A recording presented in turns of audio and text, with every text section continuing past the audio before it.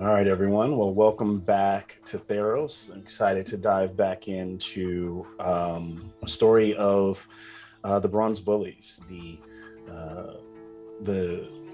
kind of new heroes, or those kind of gaining renown in the lands around Akros, from their time stealing the show uh, at the Acroian Games, to them now, which will probably soon be word spread that they have fought um, the the ancient dragon Thraxes. Many people around the city, wave their flags, um, excited about their return, hopefully to the games in the next year. There's still a buzz as the games are over now, but for now, we pick back up with them on this early morning, uh, the beginning of a new week, as they have kind of crawled, literally treaded through the sewers, through the muck, and made their way back to House Christos. They probably feel deserving or tired and exhausted, looking for any chance for a good bath, or good opportunity for some R&R. The weight of that gold and that treasure starting to weigh on them, but they are happy to have it. Happy to see what they can do with it and what power it will yield them now. As we kind of push back into the scene, we see that Proxinos is the first one out because he had transformed into this little squirrel-like creature, and the squirrel and as Artemisia is talking in the atrium with the early morning sun bathing over her, to Zen, this centaur, kind of filling him in. She herself looks rugged. She is in her full Acroane armor, um, regal, deep blood red robe, with that bronze helmet, the frill going back. She stands with her shield and her spear ready. When she sees the small animal, she stops and she stares at it, and she knows, and within that moment, it begins to transform into her son Proxinos. She rushes and they embrace, and they begin to kind of whisper and talk. And then, as the group starts to enter the room from the toilets, she sees Medios, and he too walks over to his mother. She kind of brings both of her sons in, tired, and she says, "We have much to discuss." She looks at the group, but she kind of makes less talk of them. She asks that the group, excuse her to speak with her sons, which they end up exiting, and going kind of upstairs to her upper quarters. While this is happening, the group themselves is, there's a good chance to kind of sit down for a second and and take a breath, to heave, to unburden yourself, and to pour your gold out if you want, to tell stories, or to find out, or to just take a nap. I don't know what they do next, but here we are watching them. Proxinos and his mother and Medios have left the scene for now. What is the rest? What do we find the rest of our party doing?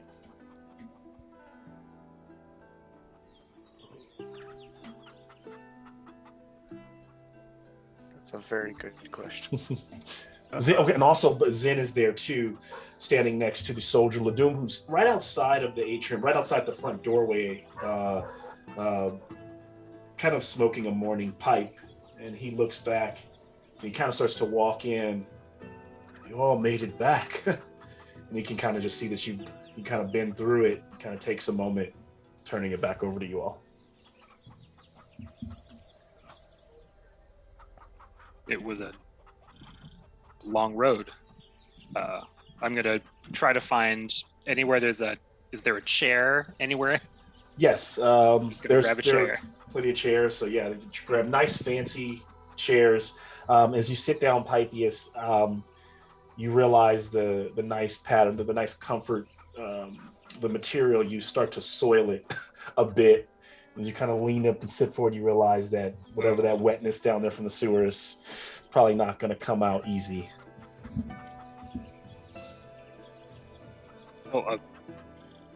Zen, it's a surprise to see you.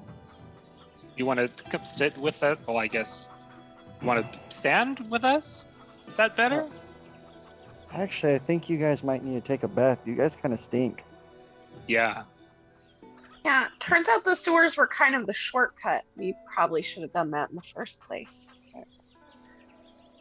Apodexis has gone to the fountain and just like with his anvil wrought hands now just kind of like starts pouring water over Pythias because he looks kind of dry and crunchy. Thank you. Thank you. Who's So that? now you're bringing this water, dropping it over Price, which more of this water is now wetting the Artemisia's nice fine chair. Is it a stone floor that we're on? It's a stone floor. Okay. I mean, the chair's done, but at least we're not destroying carpets. Yeah. Oh. Fitz is just gonna like crash on the ground and start pouring her bag out and like counting whatever gold pieces that they had, and I'll be like, Zen, my man, where you been? We found all this gold. Well, after the race, the city kind of got interesting for me. I've never really been in a city before. I've just been roaming the forest a lot, so I kind of got lost there. And then I got a message from my sister that I told her I couldn't come back to the herd, so I got lost in the city and I didn't know where to go. I met some really strange people, and then I got looked at really weirdly, but then that guy over there found me. I did. I found your companion. Brought him as quickly as I could. I was hoping you all did not die wherever you had gone, and I was starting to think that I might have to start the group from scratch. So I figured starting with him would be good in case you were all dead. But I'm glad you're all in good health. Very comforting, thank you. Like Apodexis is just kind of like tapping his That bronzed fur. I have so many questions as Ladum looks at you. He goes, Did you find Pentos? Well, actually, he wouldn't ask that because he was talking to Artemisia. Actually, yeah, he would, because he doesn't quite know that. So yeah, he would kind of ask what of Pentos. I'm glad our house, the lady of the house, is well, but is the villain? Is he done? Did you finish it? It's Who's gonna complicated. tell him? You don't I have mean- to tell. What, that the master of his house has been dead for 10 years? Yeah, Yeah, that part. I'm gonna leave That- that to Pythias. Don't worry. He'll tell him. He'll tell him nice. Did you ever hear Pythias. the one about I think you just told him. Oh, But yes, maybe not in those many words. There was, it's a lot to explain. When you remember when Penthos killed Thraxes and saved the Yes. city. A great day it was. He didn't kill Thraxes. Ever since then, what you thought was Penthos was the dragon.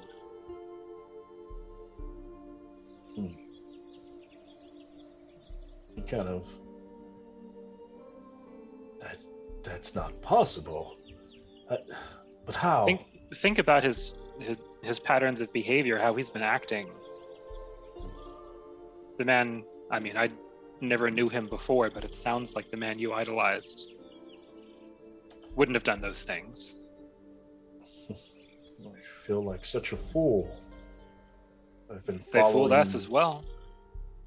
Been following the commands of that tyrant for so many years, just not quite understanding what a blind fool I was. And he kind of just sits down next to the fountain. Or a loyal fool, you know. That it's not a bad thing necessarily. Mm, I hope so. Thank you, little one. And unfortunately, we didn't finish it. We fought him, we drove him off. You can see we took a considerable amount of wealth from him, but he's still alive. And when it's watching some of those bags hit the floor, and he was like, it's starting to kind of all make sense. Of course, that's where that hoard where all this, treasure that you guys have would have come from. Well, it is good you're alive. I'm sure there's much that we will need to attend to. That is a lot to think about. I'm sure the sons are telling Artemisia, this means that the threat of Thraxes is back in our land once more. Akros our streak of safety, I fear, may be coming to an end. I would hate to see those days of having to war with that dragon again.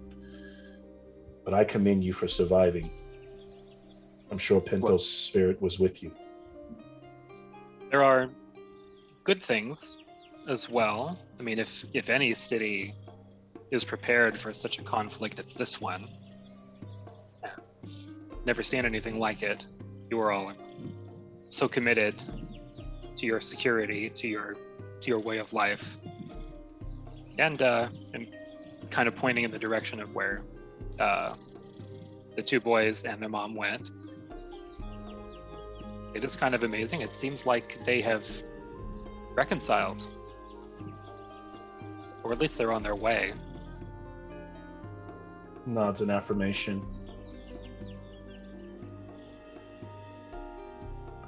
Moments later, Proxinos and his mother, along with Medios, return, and you can tell that there does look like, from what Pythia said, there's been some healing, or at least the beginning of it.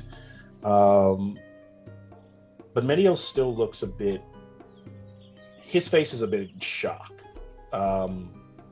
Proxinos has more of his countenance is similar to the way he normally is, but he seems to be adjusting to the moment. His mother walks over to you all. Artemisia thanks you, and from there says, "Listen, we have much to talk about.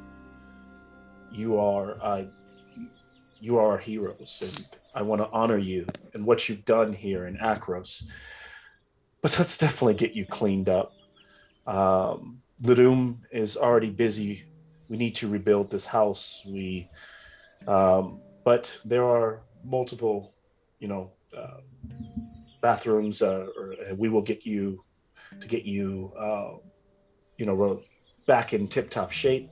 So sure, take your time, and over the next few hours, you guys are able to kind of clean up and get freshened. Your gold is all safe. As you kind of montage through that, what might be some of you, as you're getting ready, when you reconvene there in the atrium, what's the next order of things on the list for the party, individually, together? Artemisia kind of paces the garden and the grounds, constantly kind of talking to Ladum. So every now and you might see her talking to Medios.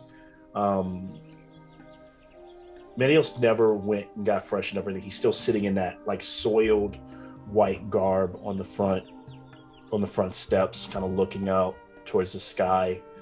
What is everyone else doing? I flick the wand of smiles at Medios and say, "Hey man, lighten up. We all went through some shit, quite literally." He looks over and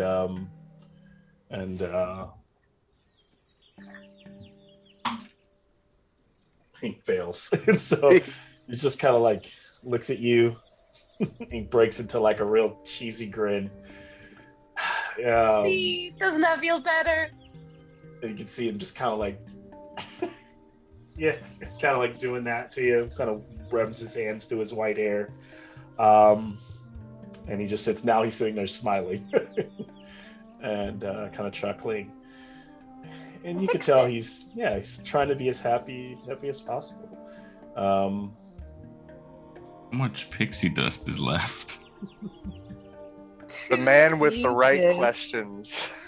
I only have 2 uses left. But I was planning on talking to Baramon, so maybe if we wanted to wait for another time, we could all do it together. But if you guys are desperate, 2 of you can do it. We can hold a larger celebration party later. We find the man, we get the dust, and We do the thing. Yes, I think Apodexis would like a round 2 now that he has stronger hands to fight with. Proxenos isn't around. He wanted to give them some time to relax, the rest of the group some time to relax, as he is searching for Maximus and Minimus. So that would require him actually leaving, going to. So he's looking around his grounds, and they do not appear to be there.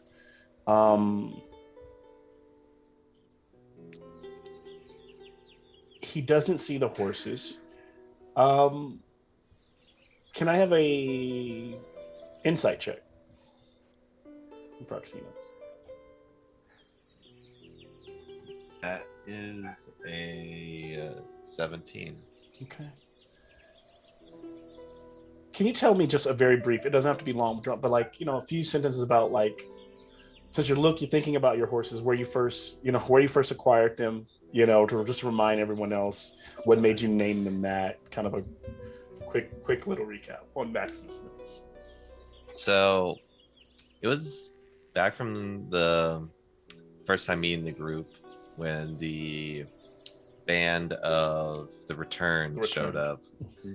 There was specifically 2 horses that were in a frenzy, like a panic during this whole thing, calming them down. One was strong, very big statured stallion, and the other one was quite smaller and a bit scrawny. Seemed maybe a adolescent.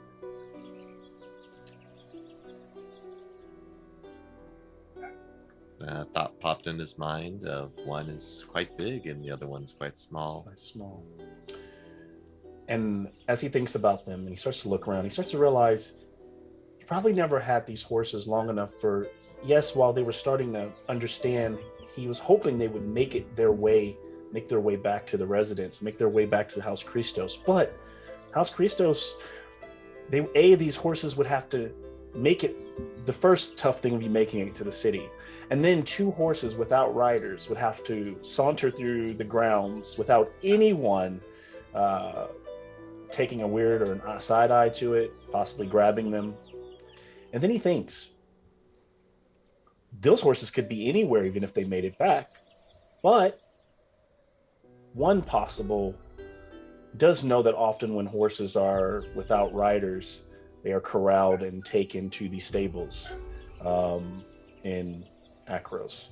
And so that possibly if he visits the stables, maybe that's a good place to start looking for them.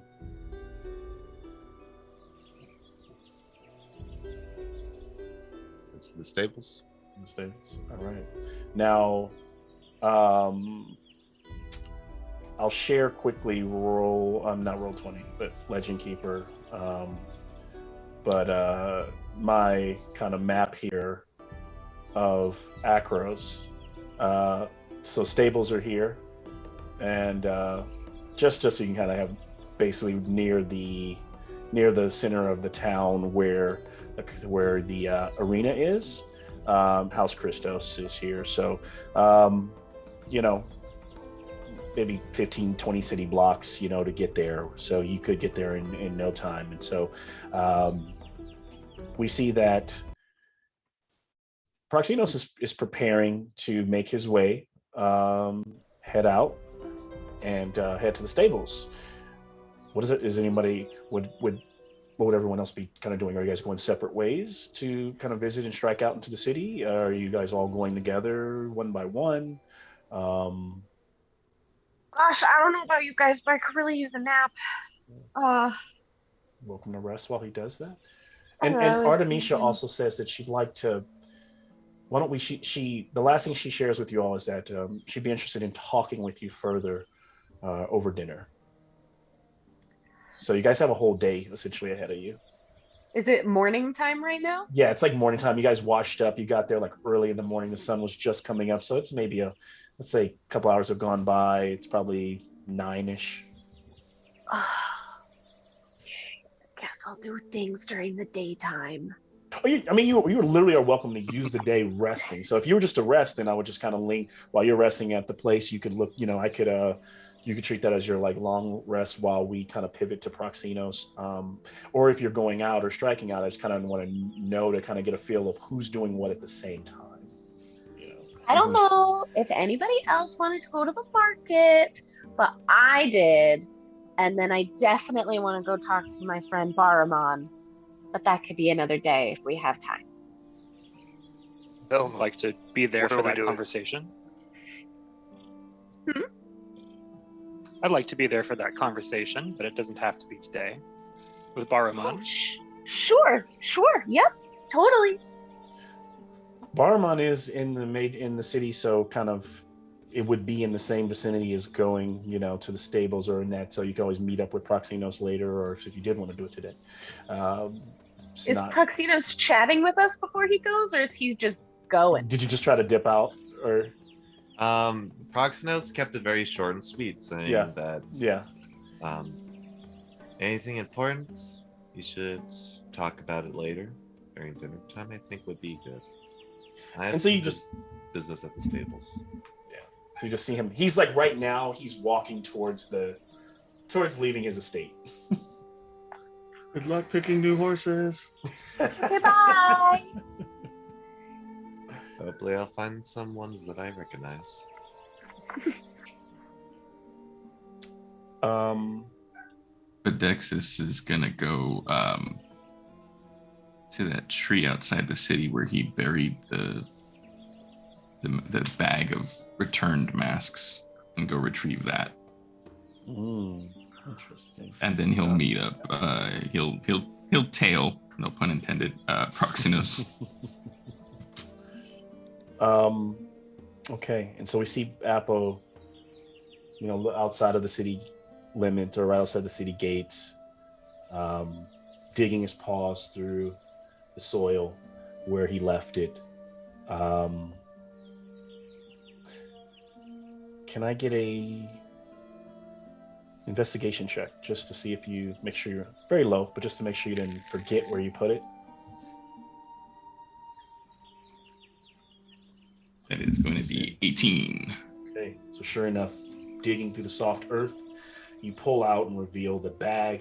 It still fills. It's got that hefty weight, of several masks. I think there were 3 of them. So the one that you sold, I want to say there's 3 in there. There's 3 heavy masks. We kind of cut away from you. I know, because that Proxinos is going to the stable, so you can easily catch up with him. But we kind of swipe pan over as Proxinos is arriving there, and looking around. As you walk in to the opening there, it's a large wooden desk, and behind there are in the back is like a doorway that leads to, you can kind of see through a decent size, maybe a foot almost by, square size window, some horses. You don't see your horse, but you can see the horses in the stables in the back.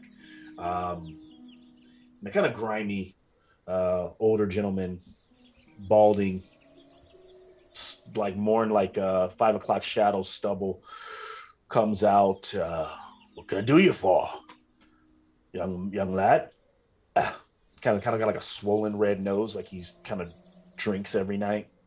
Kind of coughs. What's going on? Hello there.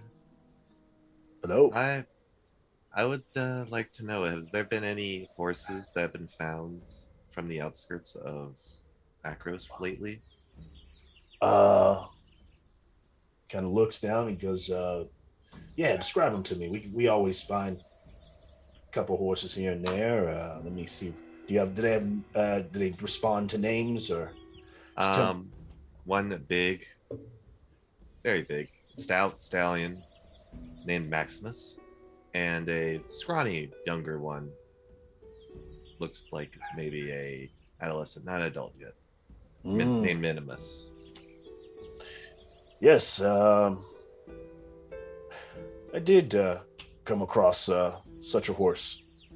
Beautiful horse, despite its rough condition it was in when it came in. The big one, this Maximus. Come with me. Kind of takes you back, and as you walk down, he takes you to the stall where you see Maximus kind of locked behind, bridled. He says, "Yeah, just wandered through the city gates a few days ago. Tired, lethargic, no water. What kind of man loses his horse like this? And doesn't, So what happened? Were you attacked by bandits or something?"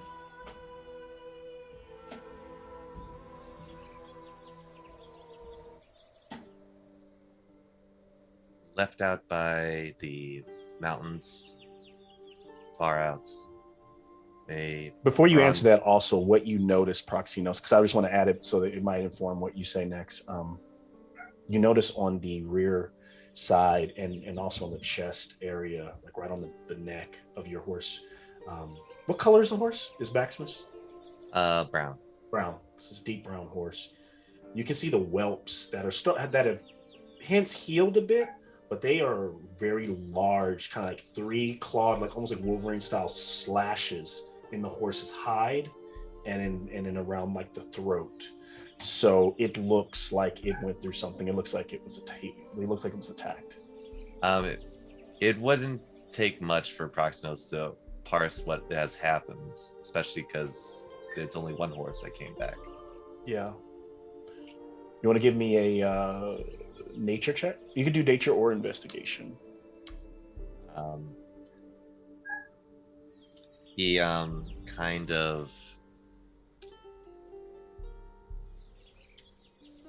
of reaches out his hand as he casts guidance as well. Okay. Touches the horse's muzzle and he kind of steps forward, and this kind of proves to the manager, the owner of the stable, that clearly this horse knows you, as it kind of whines a bit. As for the nature check, is a soft 20. Okay, very good. The shed DC was a 10, and so as you're looking over the horse, you can tell that those claw marks are that of harpies. Humanoid, bird-like creatures that typically take on the form of a female humanoid, but with, instead of arms, these large hawk-like wings and talons for feet. They often come down, swooping down and picking up animals and even humans, taking them away, often dropping them to their death before feeding on them. It seems like your old boy, or Maximus here, was tough and heavy. It makes you wonder if Minimus probably wasn't so much.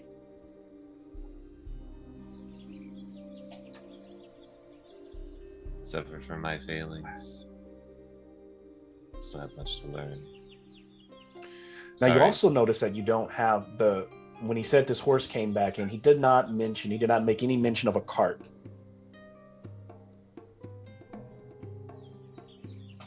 Honestly, Proximus doesn't really care too much. Okay. I don't know if there were any goods in the cart or... Nothing really like specific Proximus. It was mostly just all the tricked out stuff in there. But again, well, I'll add to your nature check. is as he's sitting here caring for Maximus, what he does think is that if these were harpies, yes, it's a good chance that Minimus is no longer safe, but he sounds like he doesn't really care about the card, but if he wanted to, he could probably track. It probably would not be hard to find, based on the path you guys took, to find if you ever want to relocate that card, to find that card. And maybe finding that card also locates these harpies who did this dastardly deed.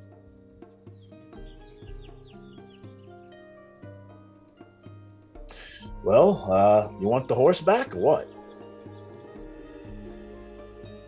Yeah. That'll be 20 gold. And Hey, I don't really know if it's your horse.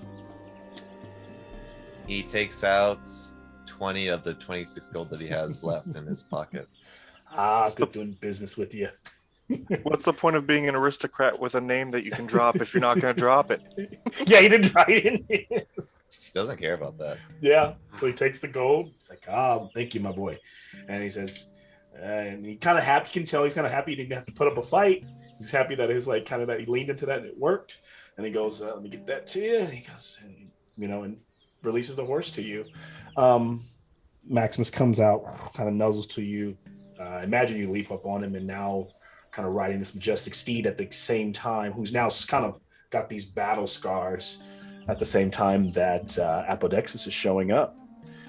And so Apodexus, you do see Maximus, you don't see the cart, you don't see Minimus.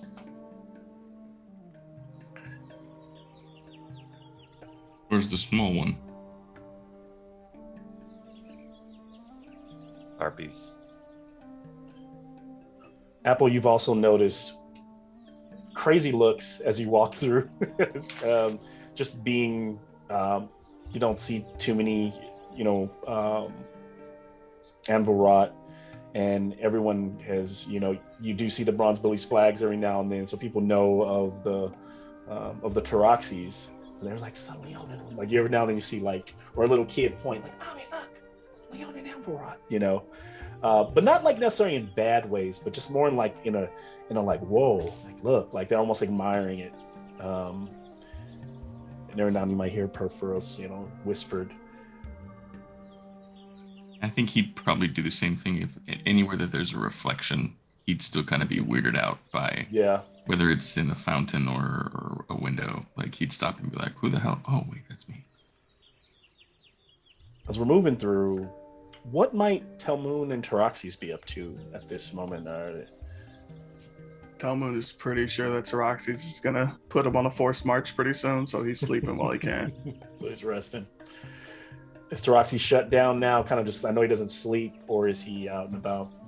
I'd say he's chilling. Chilling, okay. I don't imagine there's anything out in the city that's really on his mind at the moment. And if someone doesn't prompt him to roll with, then he's just, just occupying space. When might he, is he planning to head back to the temple to start, his work?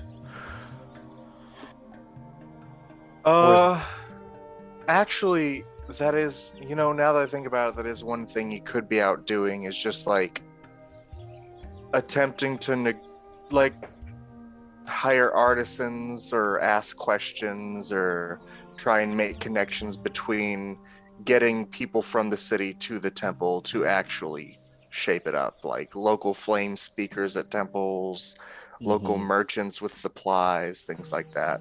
Okay.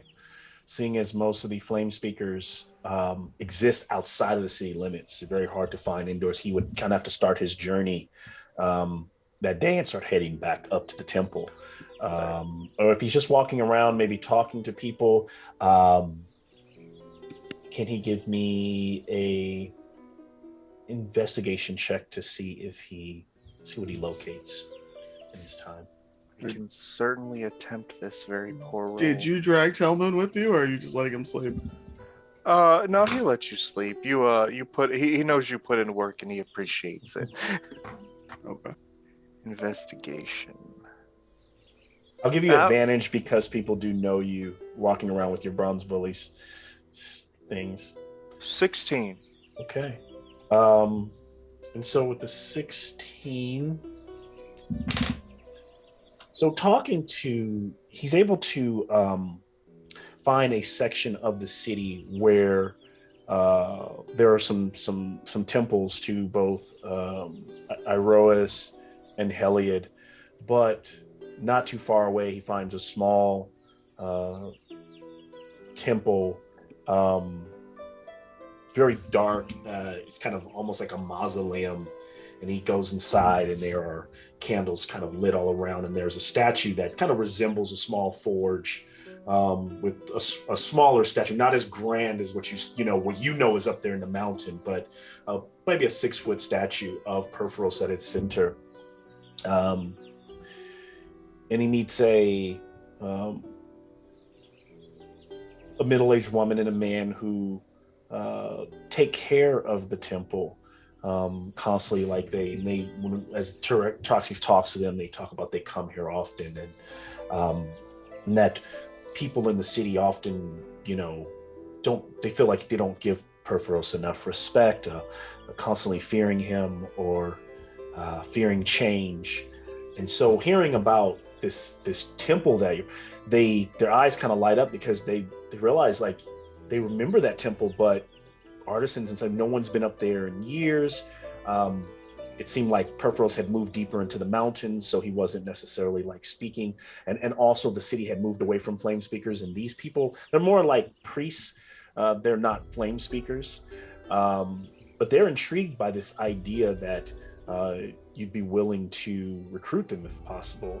And they promise to kind of spread the word daily, kind of zealots for Perforos to try to start. And as they do daily, they'll try to get those people to head up to the mountain to make pilgrimage up to the mountain to work in the forge.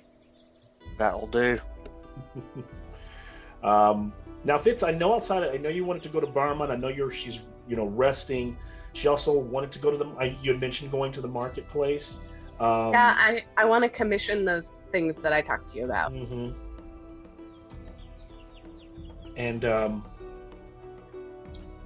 so maybe after a few hours of rest and being cleaned up, Fitz kind of heads out with a little bit of time, kind of deciding to just stay up and get a little bit of sun.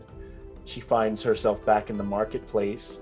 Kind of the hustle and the bustle, the sound of chickens and people constantly bartering, the kind of the yelling and the trading going on. There's something she probably even kind of likes about that bustle. It kind of reminds her of like the revel, people constantly on the move, interesting sights and sounds and smells. And she finds the same little cart lady, like, oh, Beck, that you worked with. Oh my gosh. I have the best project for you guys to work on. I think you're really going to enjoy it. I tell her all about all the little trinkets that I want. And I ask them, how long do you think that it could take you to maybe put all those pieces together? What do you think? Well, it's a large task. My girl, yes, we could get it done. I just don't know. I mean, it's also a pretty tall order, pretty pricey. You want a lot. I went a lot more detailed this time. I know, but I think the group's really gonna like it. So whatever the cost, I'll find a way to make it work.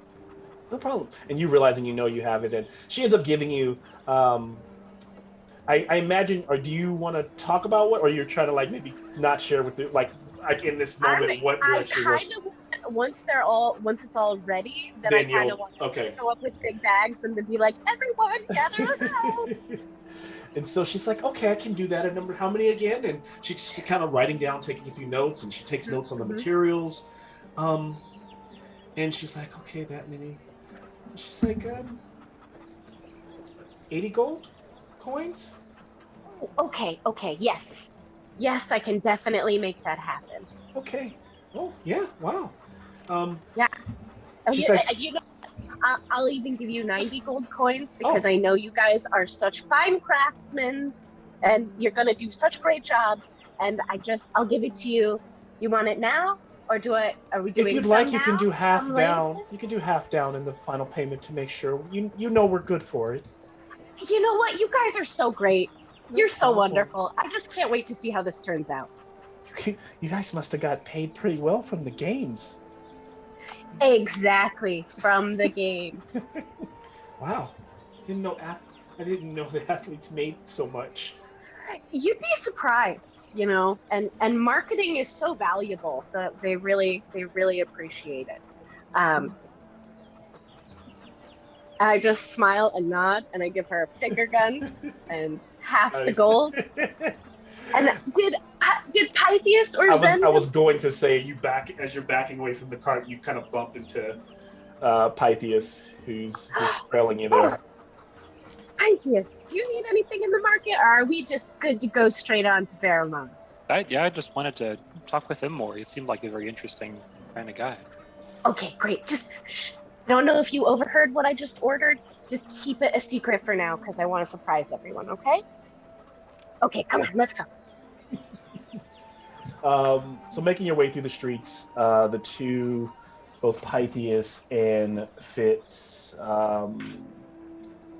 make it to Baruman's establishment. And as you work your way through there aren't too many what you would call like slummy areas of Akros, but there are some seedier areas and that are a bit away from the front gates. And so maybe in the areas where more of the Akros has long abandoned in its past its use of slaves. But there's still a kind of a class system. While everyone is a warrior to some extent, there are those that are considered more kind of peasants. And so you find yourself in this kind of rundown district. And in a small alley that you remember kind of working through, you remember leaving in the middle of the night to head to House Christos. You find that door, you give it a little rap, maybe even a certain time of knock that Baruman told you to. You are met by the door opens, large hooded figure. And it's a big minotaur. Who are you here to see? Oh, hi. I'm a friend of Faramon. This is my friend Pythias. We're just here to maybe see if we could catch up with him. I had a few questions I wanted to ask him. And he's got a couple different rings in his nose. And he goes, "You're those bronze bullies, huh?" Yeah, surprisingly nice. I know the name doesn't really imply that, but we're great. You kind of hit the scene, just kind of came out of nowhere, surprised everybody. Being good. They say it takes 10 years to be an overnight success, so just keep on working. You never know when it's your day. I hear you. Great. And then he kind of looks a bit insane and he goes, "Great swimming, Pythias. I'm a big fan, and I really wish you guys should have chosen me instead of the big golden, bully. But fine. Do you mind signing?" And he pulls out like a little scroll and like his book, and he's like, "You mind signing? Can I get your autograph?" Yeah. And little one, I mean, I know you're like the big, you're cheering for the crowd, but you did really great when they threw you in there and the whole ship and the horse. And, hey, was that thing that Pythias, was that Penthos, the spear through the two suns, was that fake? A lot of people were saying it was like a part of the show. I really wish it was fake. Oh, yeah. Wow. You'll probably hear more about it. There's a lot of news that's going to be hitting the city pretty soon. Come, right this way. He kind of lumbering through these halls, leads you to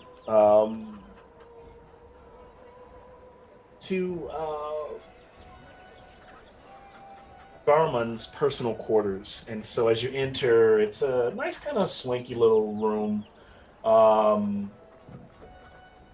couple candles going, a brazier at the center of the room, a table with like some because even though it's in the middle of the day, you have the feeling that Burman is like always in this part. Basically, when you walk through his establishment, it's like a connection of a labyrinth under this part of the city. So you kind of go down some stairs, and so it's almost like you feel like you're living in like a dungeon, like a thieves guild.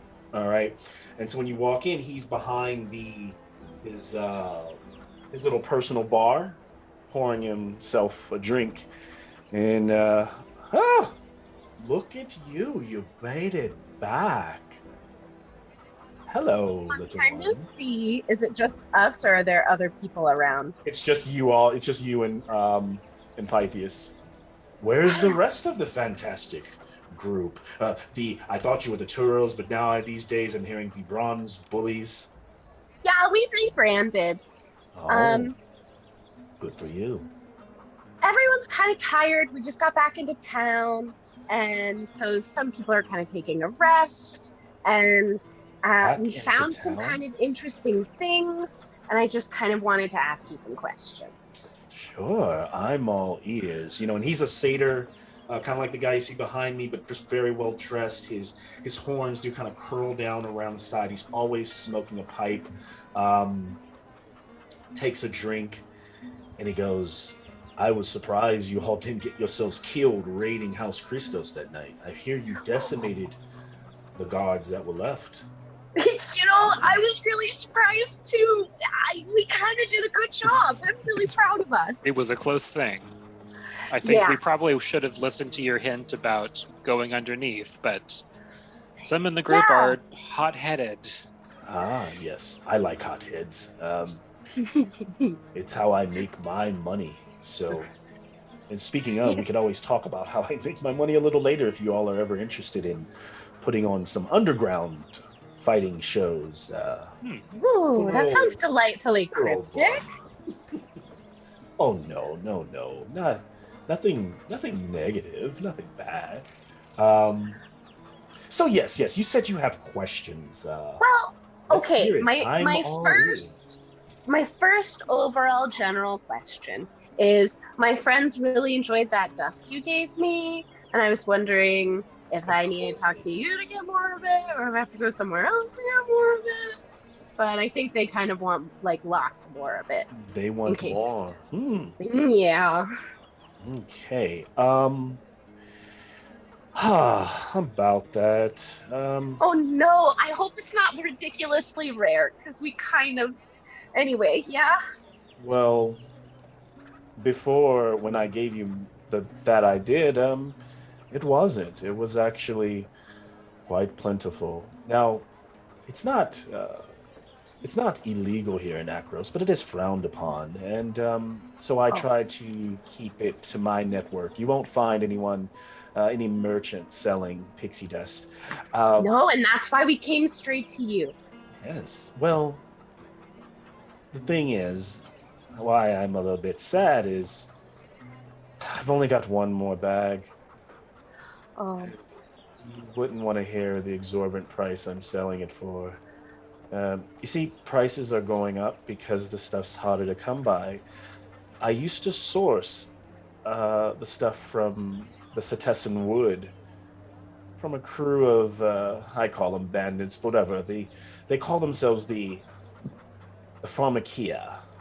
They worship Farika and Phoenix, both. Some consider themselves thieves, tricksters, and those who dabble in medicine.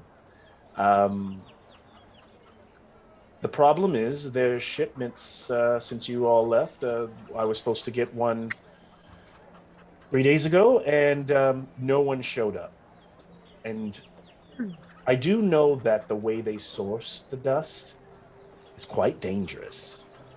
While I don't know much about how, and so I wonder if my old party finally met their demise or are in some type of trouble. Maybe you could help me with this at some point. I mean, no rush, but maybe heading towards the Setessan Wood and finding out if you could get my supply chain back online, and maybe you could get good deals on this stuff for life, as I see you like it.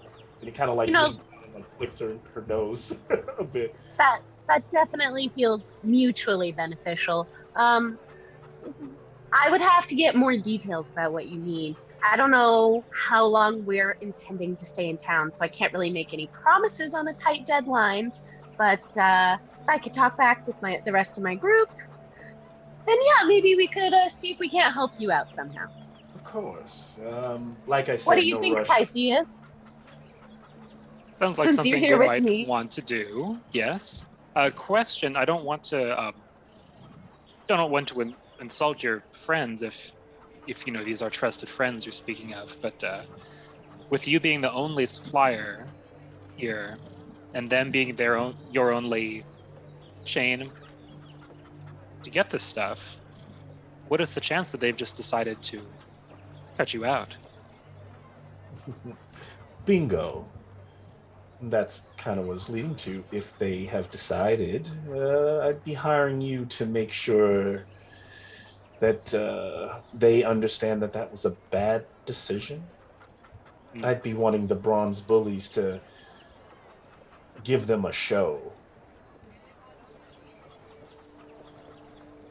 By the way, if you do want this last bag, I was going to like take it off for 500, but I could do it for 300 for you.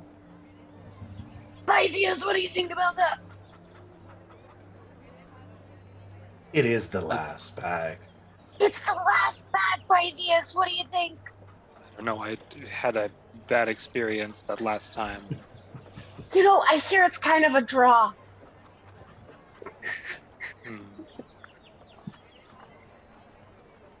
Maybe we need to talk to the others, see what direction they're going to go in. Okay.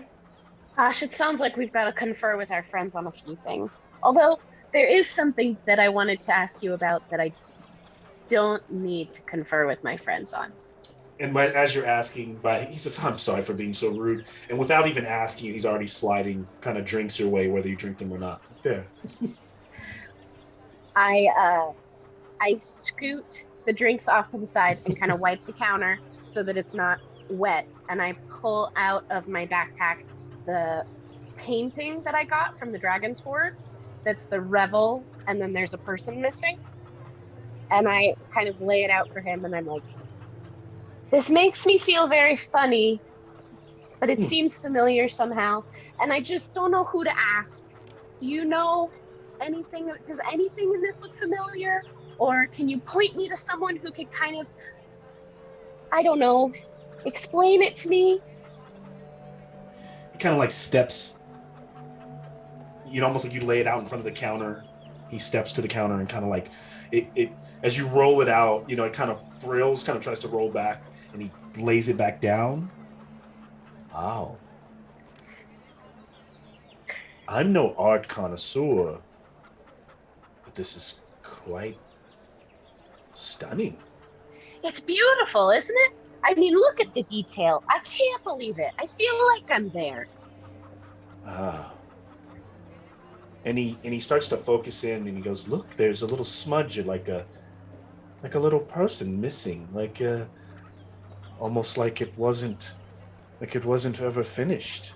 Did you see this? Right at the center of the painting." Yeah, kind of odd. It kind of looks like a little. Well, there's other satyrs, another a little shadow satyr. Huh.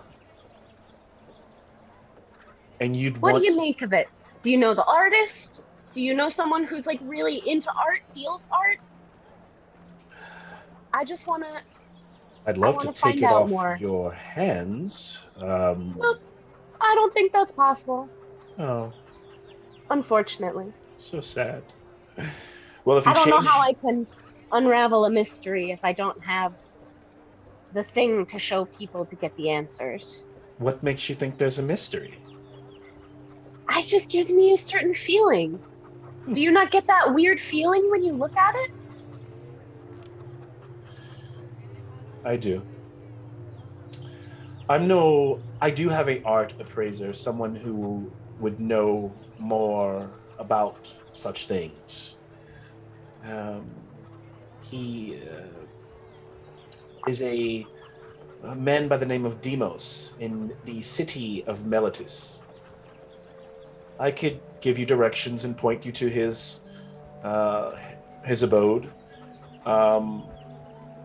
He could appraise this and tell you more, maybe more about the artist, maybe more about where it came from. Probably will need to spend some, you might need to spend some time with it, studying it or giving it a look over, but that's probably the best I could do in terms of pointing you in the right direction. Well, it's better than I could do on my own, so thank you. You're welcome. Pythias, was there anything you wanted to talk to Baramon about? Nothing to ask, but you've been so kind to us. Thought we could return the favor a little bit, since you seem to be someone who's very connected with the flow of information around here. Thought you might want to be the first to know about some news that's going to be hitting the streets soon. Oh, yes, please. Tell. What if I told you that Penthos hadn't been who we all thought he was? Continue. Well, it concerns what we've been all doing and where we found this painting. We pursued what we thought was him after the whole fiasco with the games, very much with revenge on our minds, and caught up with him eventually.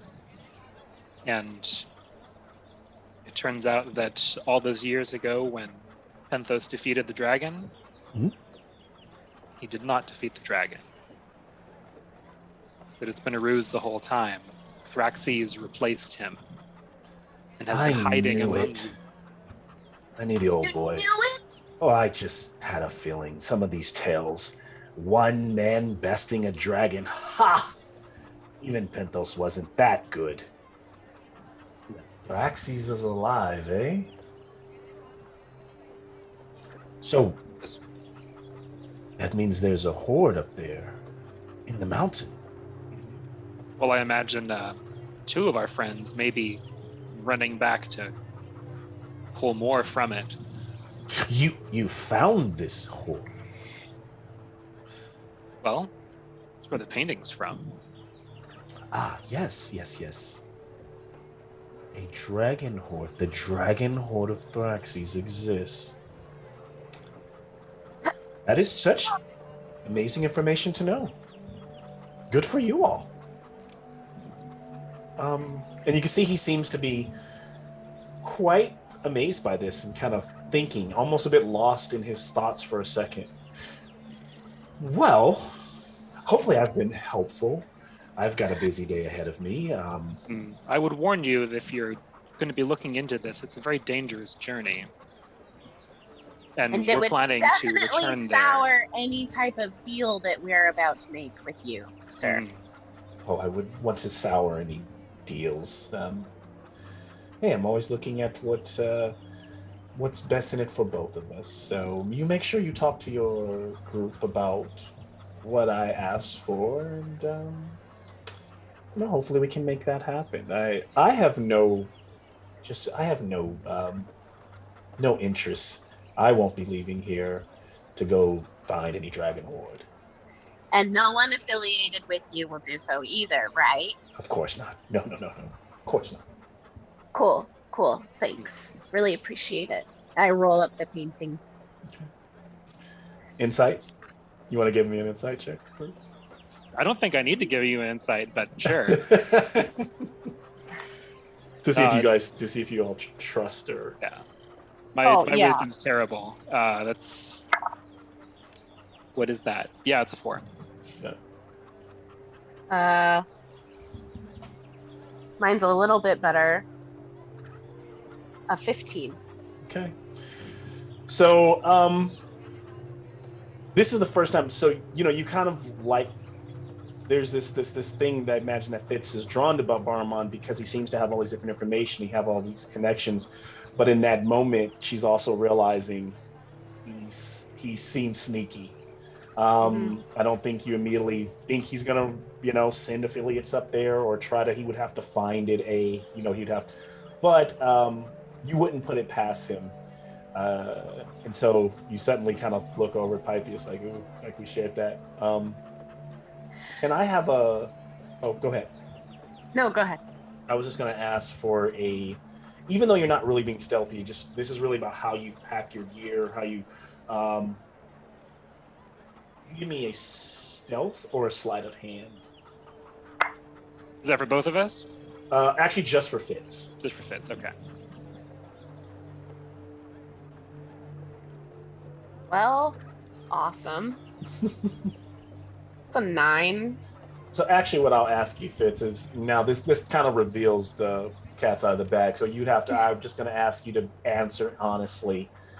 Is your dragon egg on you? No, I wouldn't have brought it here. So would you have just left it in the House of Christos, just like Yeah, because I'm not walking around with all my gold either. Okay, fair enough. So he's just kind of looking over kind of your Would gear. you take my egg for Well, maybe he would have had some information on it. So he doesn't see anything out of the ordinary. He rolls up your painting, kind of slips it back into the case. Thank you very much for all of your help. No problem. Do I just need to go to the city and ask for, was it Deimos? Deimos. Or do you need to like send notice ahead of time that someone's going to be there? Or if I'm just like, hey, my man, Barman, send me over, it'll be okay? He writes out a quick little map of the city. This here, you'll go down this block, gives you this, he goes and he signs it, and he goes, give him that, and he'll know that I sent you. And then don't forget to, before you leave, at least come back and pay me a courtesy visit to let me know if you will be helping me. Absolutely. And if no one is interested in that bag, maybe I'll be back later. So we'll find out. Sure. If it's could be gone by then. I know. Just one bag. Commodity. We've got parties this evening. It's going to be hard for me to not, to keep it up and keep it stored away. So. How many uses did we say was in a bag? I think I have that here. Because I just wrote down the crazy effects and that I have 2 uses left. I don't even think I put down how many uses. I think there was enough. I'll say that there was 6 of you that night. There was enough for everybody to. And then you have how many you had left? 2. 2. I'm gonna roll a D8.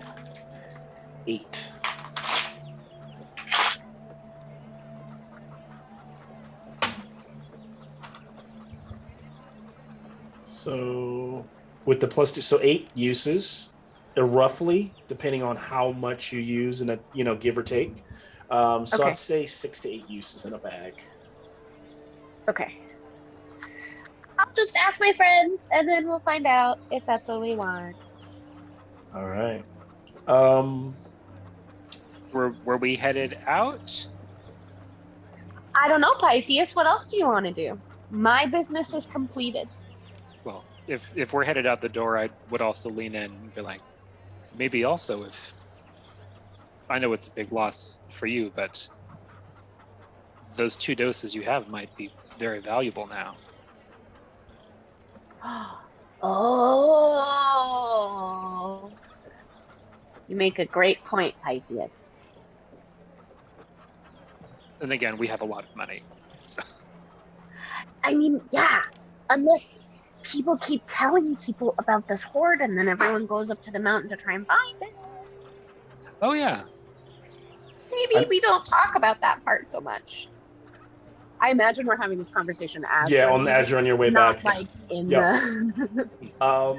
So, and what I'll do before we kind of move on, everyone else, from that scene, I do remember you were looking for something else in the marketplace, Fitz, and I also know Tell Moon you were looking to purchase some things, which don't have to be today, but just as a reminders. I was just wondering how long that fabrication would take. I don't know if they gave me a quote on how many days.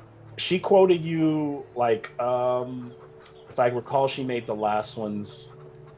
I think I'm gonna say, let's see here. She's gonna quote you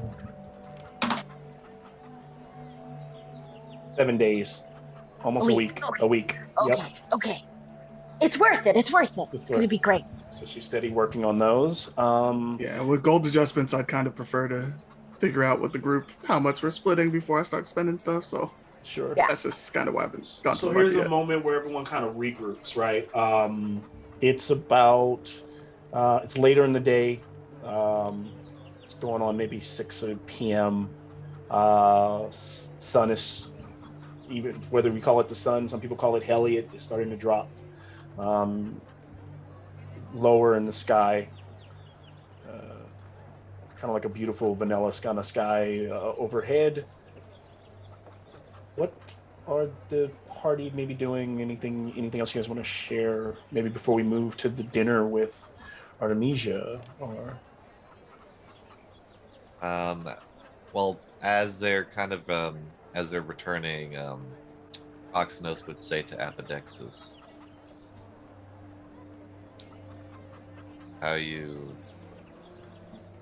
adjusting?"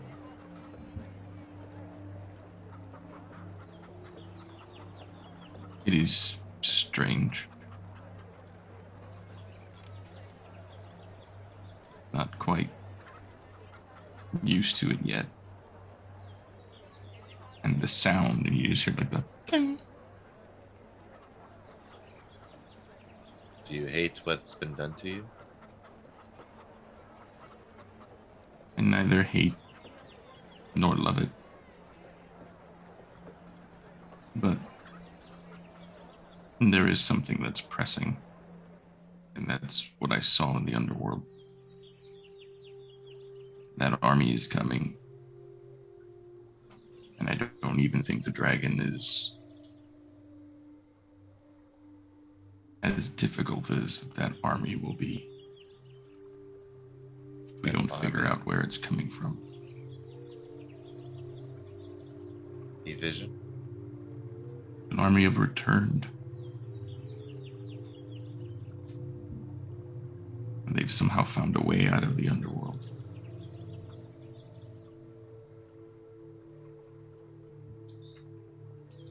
are you sharing this just to Proxinos? Proxinos. Okay.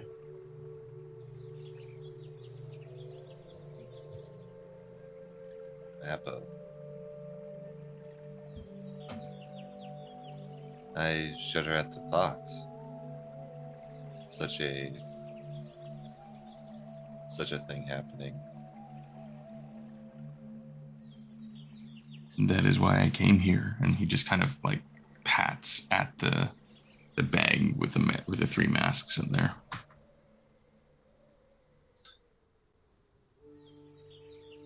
Maybe there was a purpose for you becoming like that.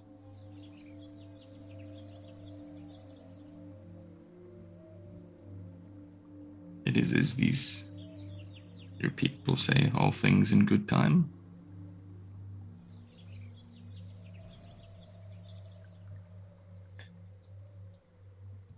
Some say that.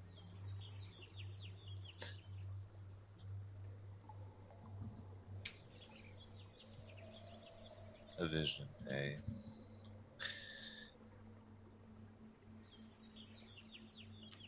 I had a vision plaguing my mind before we even met.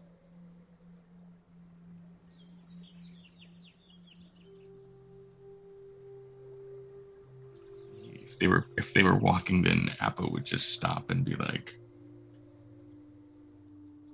"What vision did you have?"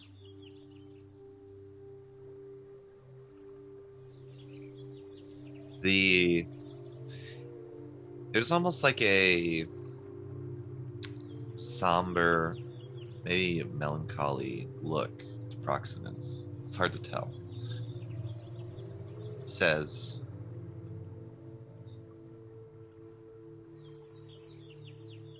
it was One day, the dreams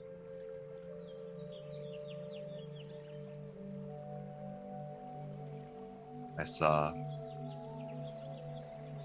showed a golden sphere, tarnished, broken.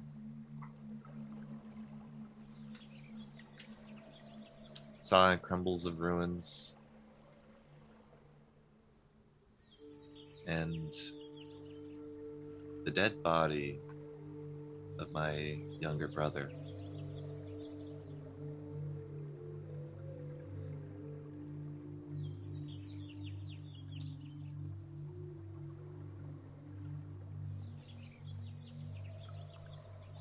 After many, many nights plagued of this dream, I finally decided to head to Akros.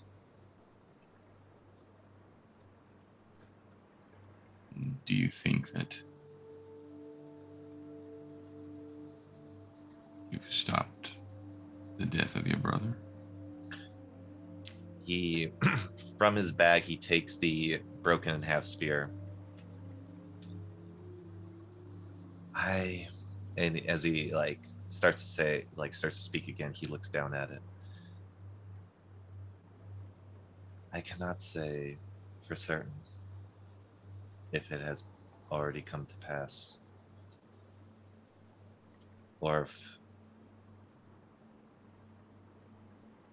it is yet to happen. Puts it away. Continues forward. Go. Proxenus, I asked Pythias this once, and perhaps you have a better answer. Why are we playthings for the gods?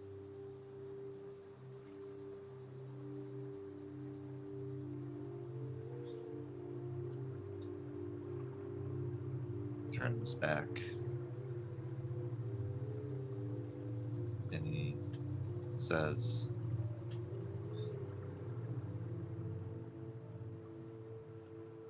that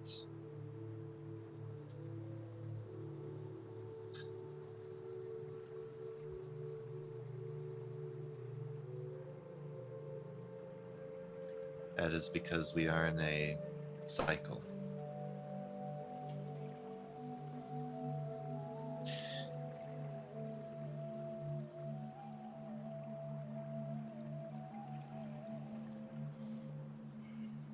A vicious one. Perhaps we should find a way to end the cycle. Seems the best for all. Doesn't say anything. Continues forward. And as he continues forward, you kind of dissolve that scene to Proxenos now sitting across from Apodexus.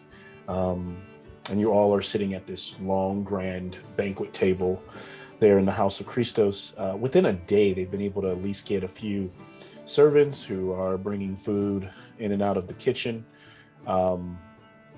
Zen has a standing table for himself, it's like slightly raised on his end, or I imagine it's almost like he just kind of drops down on his knees. He's almost like sitting just on the floor, allows him to sit level with the table. They come out pouring fresh water and wine. Actually, strangely, I'm going to take retcon one thing slightly. You actually notice there's like one vase of water, and the minute it's gone, whichever of you asked for a refill, they let you know that water is sparse right now, and all of our fresh water supply for today is gone. So strange.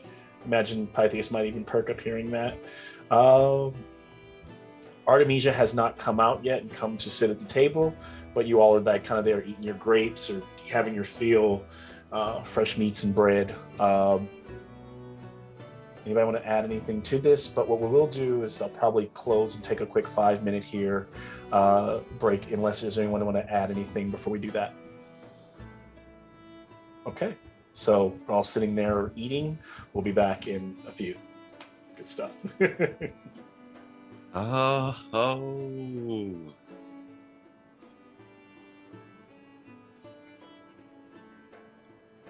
Glad to be back in and some really good role play already. Oh yeah, It's gonna be great. Already. It's gonna be great.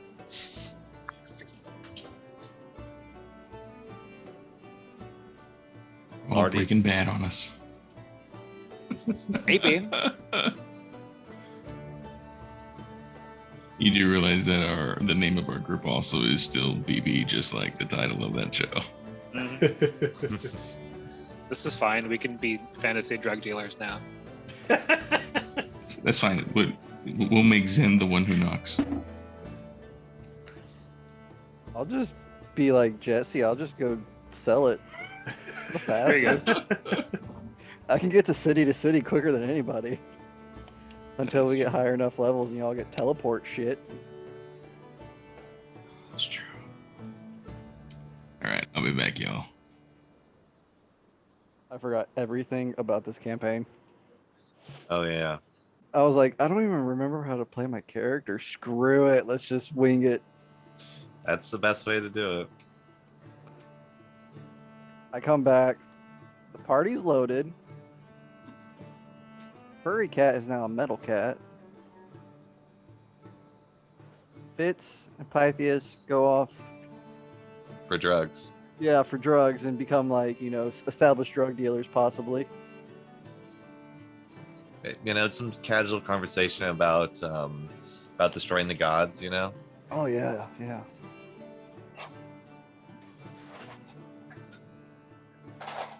I'm gonna be like, I'm just gonna get lost back in the city. Screw this. You guys are asking way too much for me. Fight a god? What?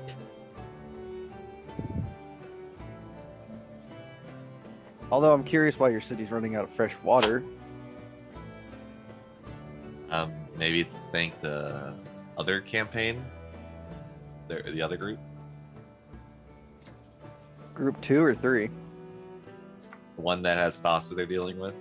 I'm guessing. Oh. I don't watch any of theirs. Probably I should now, damn it. But who knows? Well, we have someone that Colin's character worships Thassa, right? Yeah, Group 3's dead, so it was definitely Group 2. Group 3's dead. Well, Richard ran it, right? Oh yeah. I think they just ran out of people. Yeah, that sucks to see that happen. And Group 2 is the one with Shay and Benji in it, so you can kind of. That's the one with the underwater retail store. So if there's something wrong in the water, it's probably them. Mm-hmm. Shape water. Oh, I was back. Shapes it into just clogging the aqueducts. Man. Yeah, I'm trying not to break nothing. Trying to just go with the flow. But these guys trying to get us killed.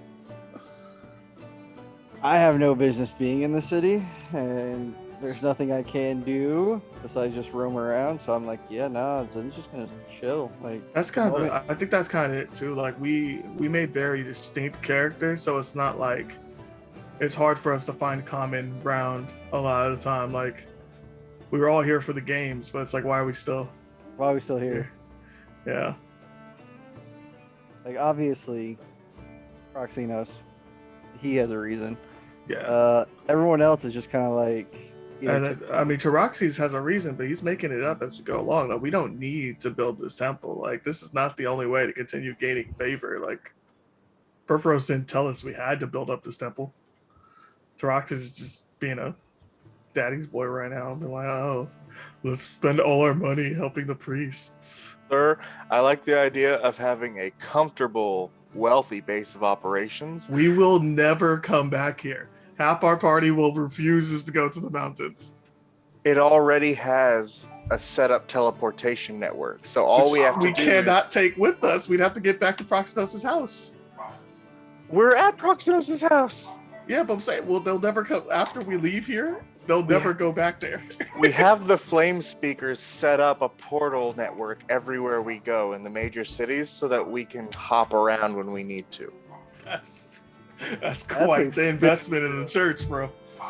Hey, man, I want that favor, and I am Father's champion, so... Hey, we are Father's champion. Don't get it straight. What is that nonsense? We are the Flash? Just whole squad is the Flash now? Okay, cool. You know how I do. My man said, I am Father's champion. All right, good luck. Good luck being Father's champion without haste, punk. Hey, man. I'm just playing. You know I love you. I'm big. It's hard to hit So things like I a forgot fly, to we ask you. understand. Like, so we don't eat now, right? Yeah, we don't eat or drink. We're Gucci. No. Like, such human things are beneath us. Talmoon eats for two. Do you breathe? No. Yeah. Okay. Apparently, you can smell though. Yeah. So you can breathe, Yes. but So you it's don't like need a- to. But Don't it's need not to. required. That's crazy. Yeah. I'm going, do we really need to put me back as flesh Yeah, and right? blood? Just Like- enjoy the benefits. That's up to you, man. Especially if you're gonna be godless, you might as well be have an immortal body. Yeah. Lasts longer that way. That's why Proximos had to ask, like, how you doing? Especially because, you know, Now that you're an abomination. Yeah, it's true. Proximos was the one who suggested it in the first place. Well, I mean, and that's the thing with Epidexis. Like, that's the whole reason why he was hunting the return is they're not natural, but yet neither is he now. But yeah, he was given the vision. It's just like, Yeah. I think we got levels of unnatural these days, yeah. right? I think fresh crafted by the gods can count as natural-ish. You know? I mean, you Well, because- were fresh crafted by a god. Apple was It's Secondhand, basically the fresh same. crafted. secondhand fresh, huh? He's why- made with real Jews. That's our trademark. It's like, well, we got this leftover stuff over here, and we got this homeboy over here, kind of. We got that they're 30% alright. juice. But I mean, from technically, concentrate. technically, it shouldn't be an issue because technically he died. So Doesn't that make you worse? You died and you came back? You know, that might make it Abomination. worse. This man needs to watch out for THEROS. But you didn't cross the river. no, I didn't cross the river. That's the thing. Yeah. You And- only have to worry about if you're near the river, And then that's you'll where get he a, was. Then you'll he get a was on- boat ore. He was on the pedestal, watching as the returned were coming by. Now, if the returned wanted to be jerks, because you were one among many, like petrified people. They could just pick people up and toss them in the river. That's so messed up. Oh, THEROS is not a happy place. Nah. We've been in worse places, though. It's definitely no Barovia. Or we're Absolutely. currently in Blades or anywhere in Morkborg. Oh God. Yeah. Yeah, D&D is full of unhappy places, right? I don't There know. are happy I'm- places. They're just boring. I'm Yeah, kinda- that's what it is. They I'm- just I'm- released the happiest place of them all. I'm digging. I'm Is I'm it? actually digging the Beyond the Witchlight. It's really Yeah, fun. it's really good. It's really like my wife is actually playing with us and she's having a good time, and the kids are too. So it's actually really fun. And I didn't think it was gonna be. So I haven't had a chance to really read through it, so but I've Yeah, heard some good we've- things. we've been playing, and then because I had seen the tweet from Chris Perkins saying that you can actually play that adventure without having any combat. So my kids are actually trying to do that. Yeah, and it's just it's really cool to see how creative they're being while playing this thing. So, but yeah. So Nikki comes back. We get okay. There we go. Get started. So good stuff. So we're back at House Christos. That evening, maybe around the 8 o'clock hour. The beautiful stars are out. This is, I know that they're, Artemisia has a couple of, artisans or musicians playing music for you all in the corner of this large room. Like I said, the table set as described before. And I'll just pick back up on the party sitting there enjoying their meal.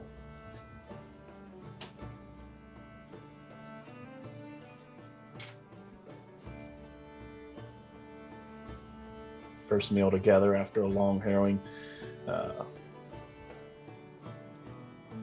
Zen still adjusting.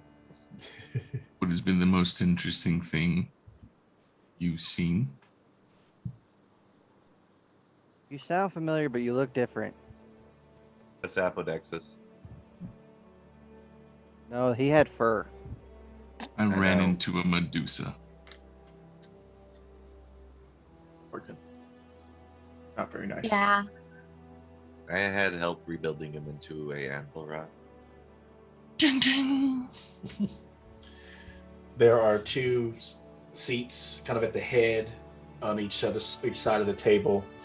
And the one to the south closest to the door, in walks Medios with his half a spear, almost like a scepter.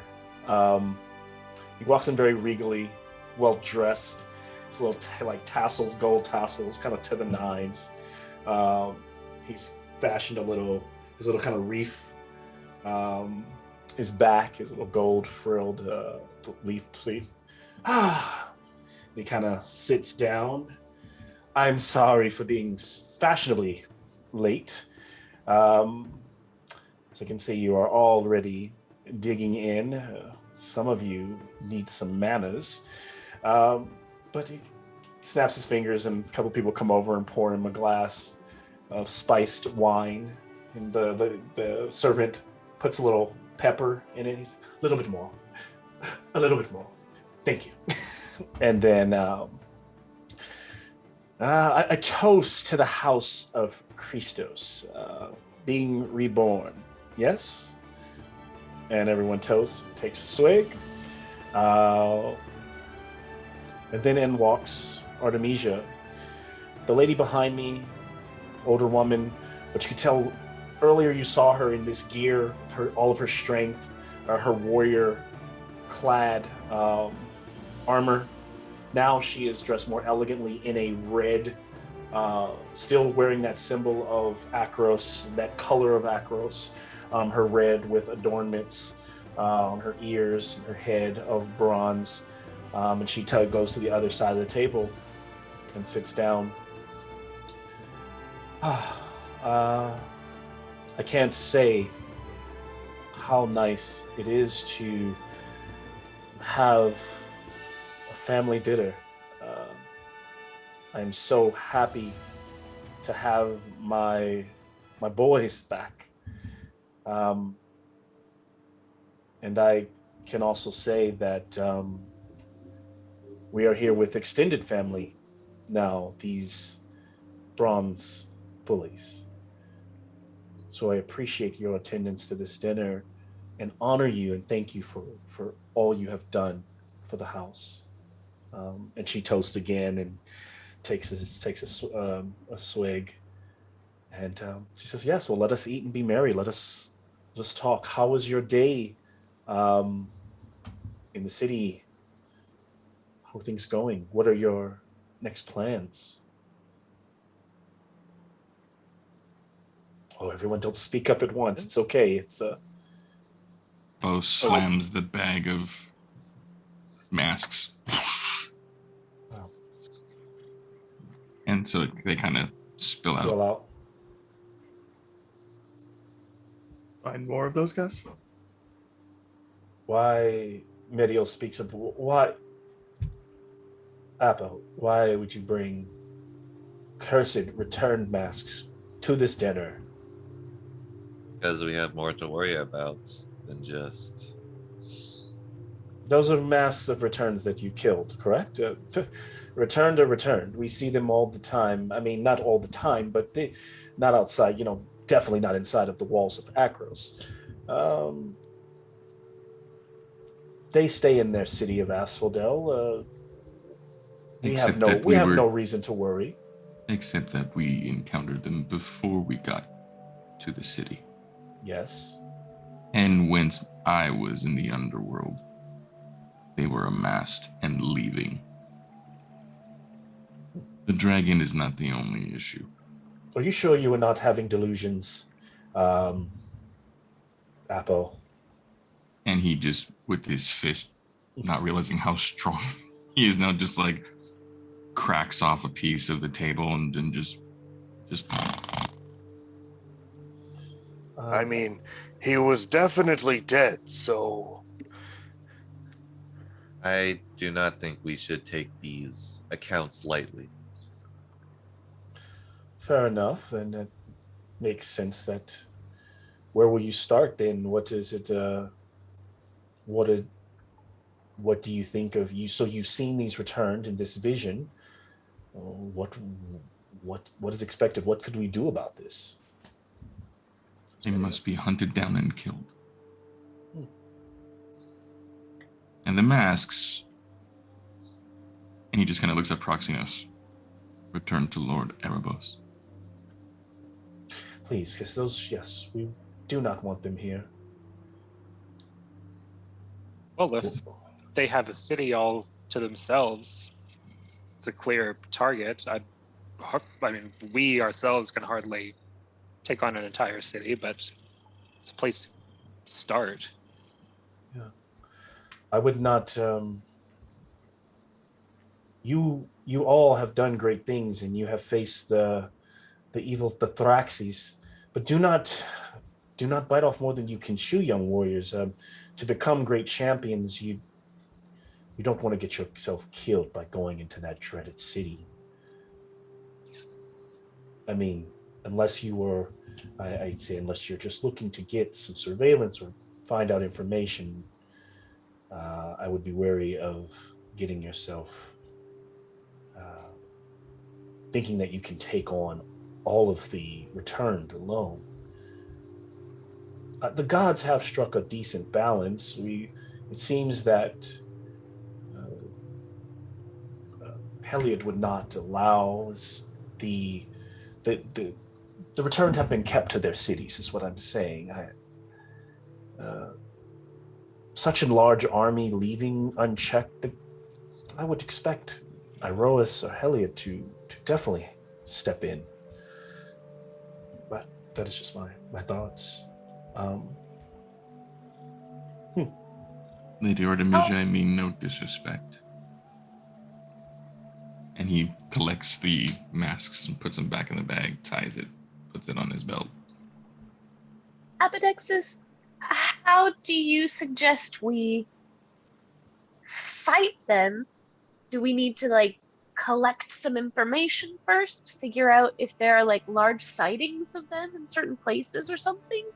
Or are you just thinking we kind of go out into the world and encounter them organically? I think the best course of action is to send out anyone who would know. Couriers. Send them to all the cities and see if there's been any sightings or any gains in sightings. Seems like a good place to start. Well, I do not want to make light of your concern, Apodexis. And I appreciate you bringing it to us. If you are able to collect more founded understanding or information on this this here threat, please know the House of Christos will stand with you. But it also brings me to what I was going to speak with you all about, is that if such threats exist, you would need more than just the house. You would need the backing of the state, the backing of Akros itself.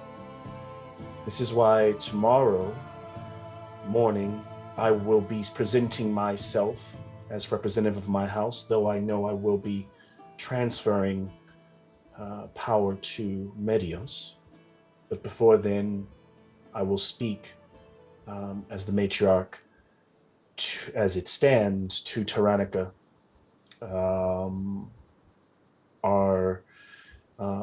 And you all know Tyrannica to be the leader of Akros, the monarch of Akros, in the absence of Akron and his wife, the wife disappeared, and Akron is suspected to be dead. Long histories there that we could go into, not quite relevant to this conversation. But she kind of goes on to explain that what she wants to do is reestablish. She needs to kind of make sure Tyrannica understands the tarnishment, explain the story, understand that, make sure she knows Thraxes is still alive, so that the state is on high alert. She also would like to rebuild her forces for this house, and to clear any kind of false understandings about House Christos and spread that. She would like to make you all honorary members of House Christos. You are welcome to fly your banners alongside it. I would like to also propose to you that you all have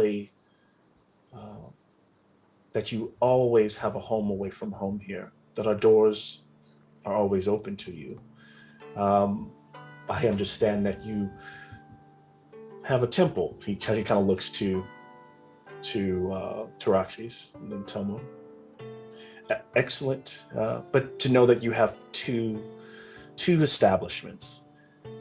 Speaking of, I believe that I can have it within I would hope to say a week. I could have this teleportation sigil activated so that you can use it to come and go as you please between here and the mountain. Does this all sound agreeable to you so far? Yes, and there may be further opportunities to enrich the house if the temple becomes more than a shadow of its former self. The city may the wealthier denizens may wish to skip the trip to the mountain and instead pay a toll to use the teleportation network, and that toll money would be shared between the house and the temple. It's a good idea. I am not against this. Oh, Jason got dropped out. You all smart thinking, Tyroxes. That's the first time I've been told that.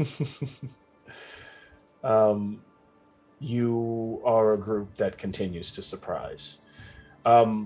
Let me say this, though, and get to what I have discussed with my boys here, both Proxinos and Medios.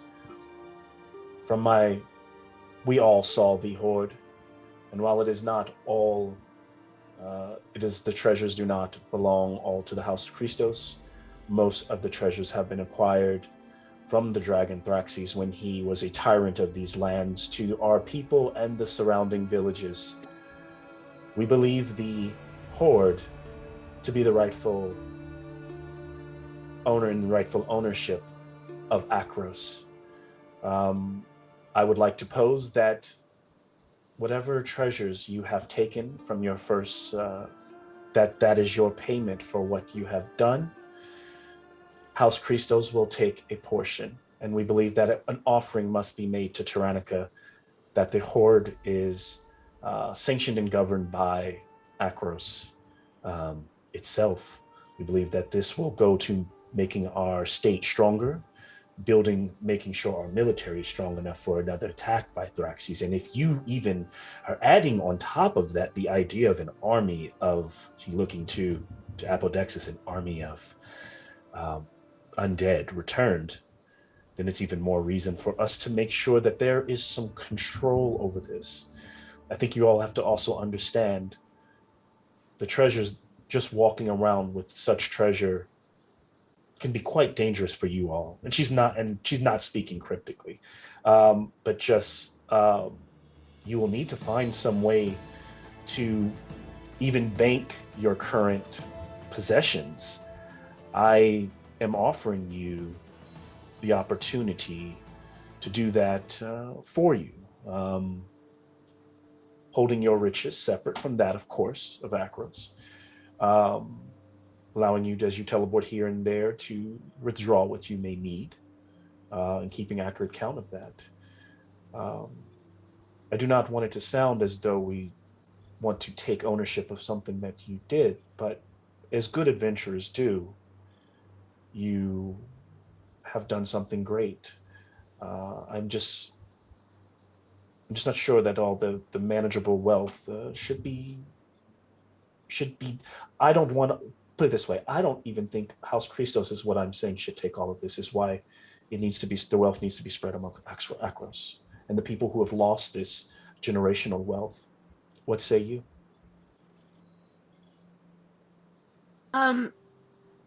Question just to clarify from what we talked about before we started recording, the 10,000, is that the whole hoard that's still in the cave? No, that's your hoard. That's how much just we have that's that just we how brought much back? you brought back. Mm-hmm.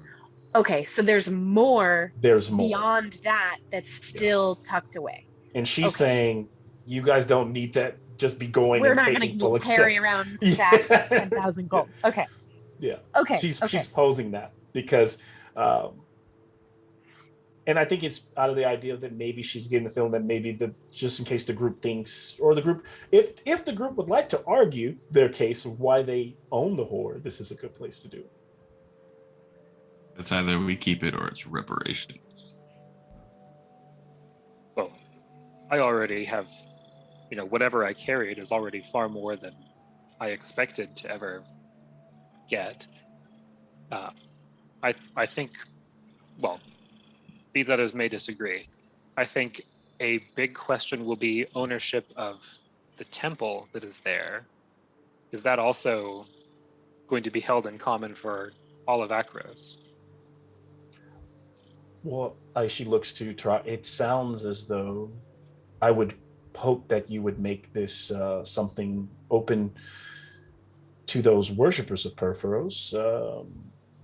But then again, if that will be a place of a station or a place of headquarter for you as the small militia that you are, I'm sure that certain parameters will have to be made to protect your interests.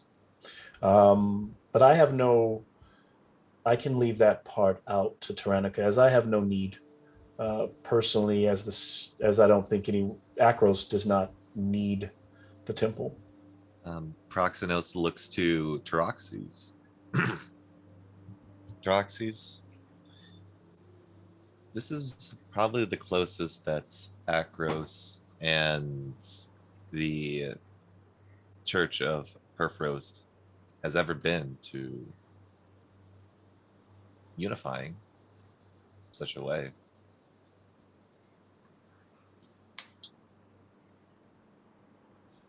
There is a wise elder Cyclops who has for many years now maintained stewardship over the temple.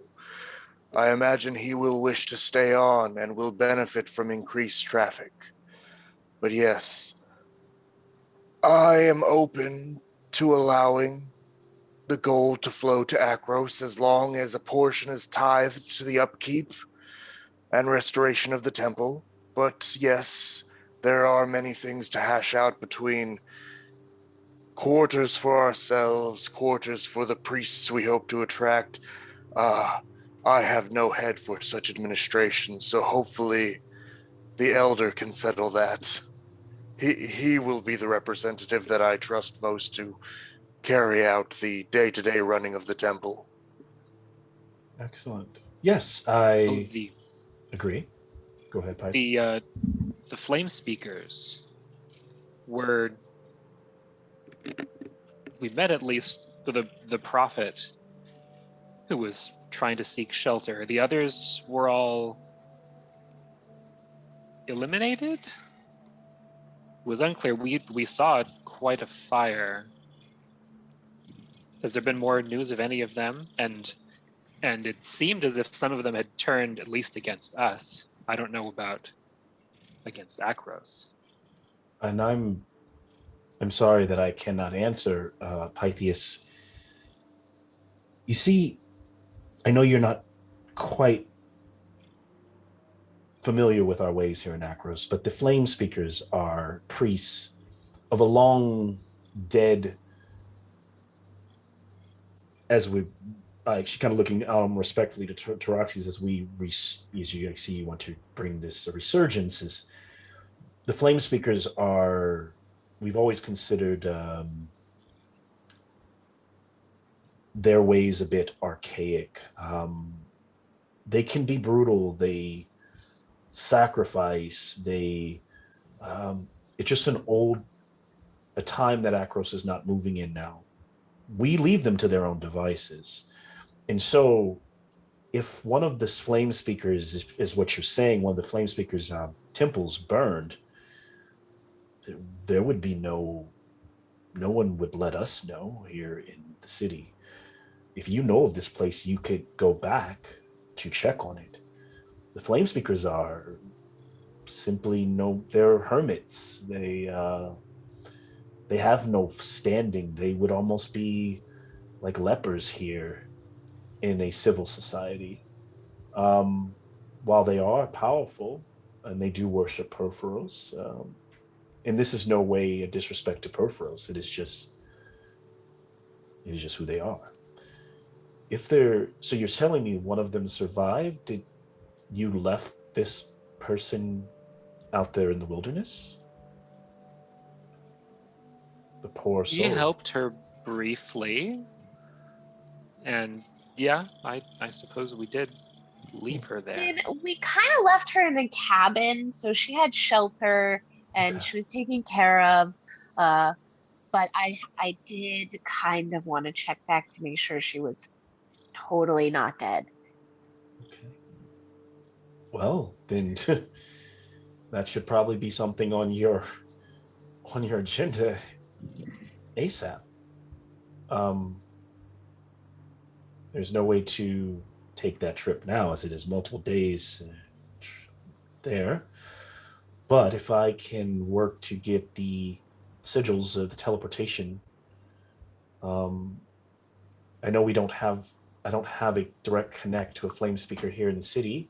Tranica may be able to help with that. I hope I could get that done for you by midday, or you could simply journey out there to both that cabin and that temple.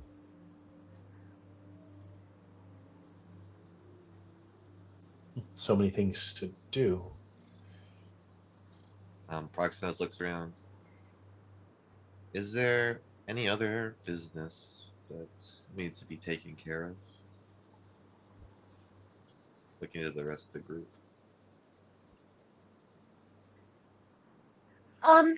Well, okay, so I went, so we had that like pixie dust stuff that was kind of, I'm sorry, Proxinos's mom, but we kind of might have done drugs. I'm really sorry.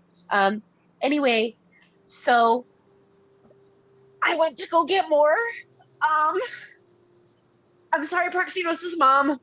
He just asked if there was more stuff, and this was something I was going to tell them. Anyway, I can't stop talking now that I started talking. Okay, so I went to borrow Mom to try and get some, you guys. I forgot what a creep he was. He's kind of creepy. And he said that now it's kind of in high demand because shipments kind of aren't coming in, and he kind of wanted to hire us to go check it out.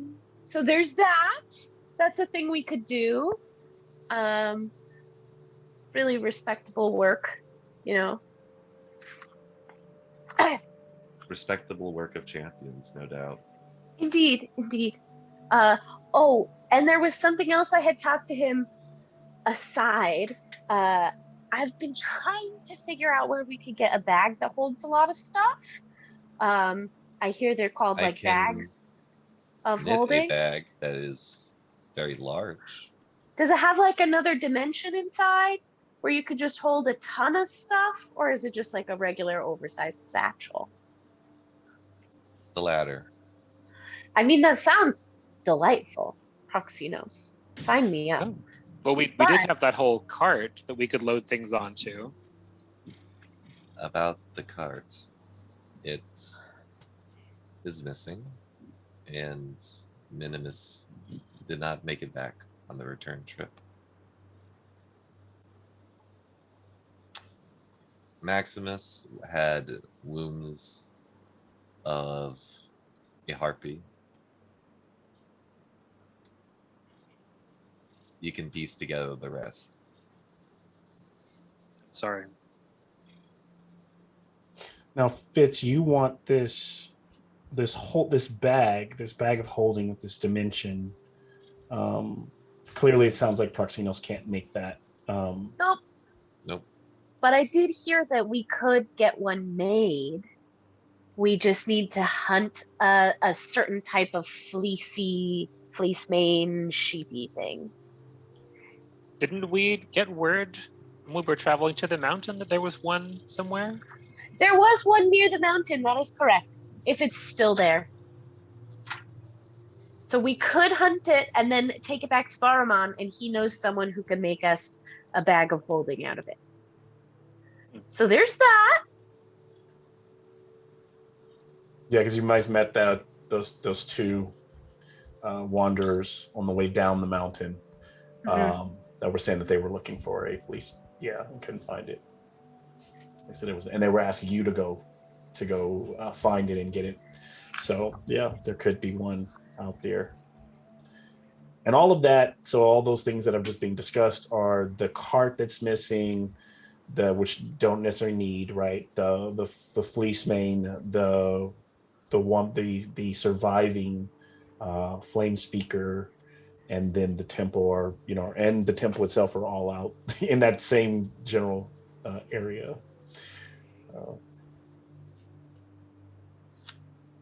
Yeah. Or you go after, Baruman's kind of like druggy mission. You gotta go back into the Setessa Wood. There's also Melitus, where you need there's an art artifact. Get some art appraised, you guys. Doesn't that sound really important? Options.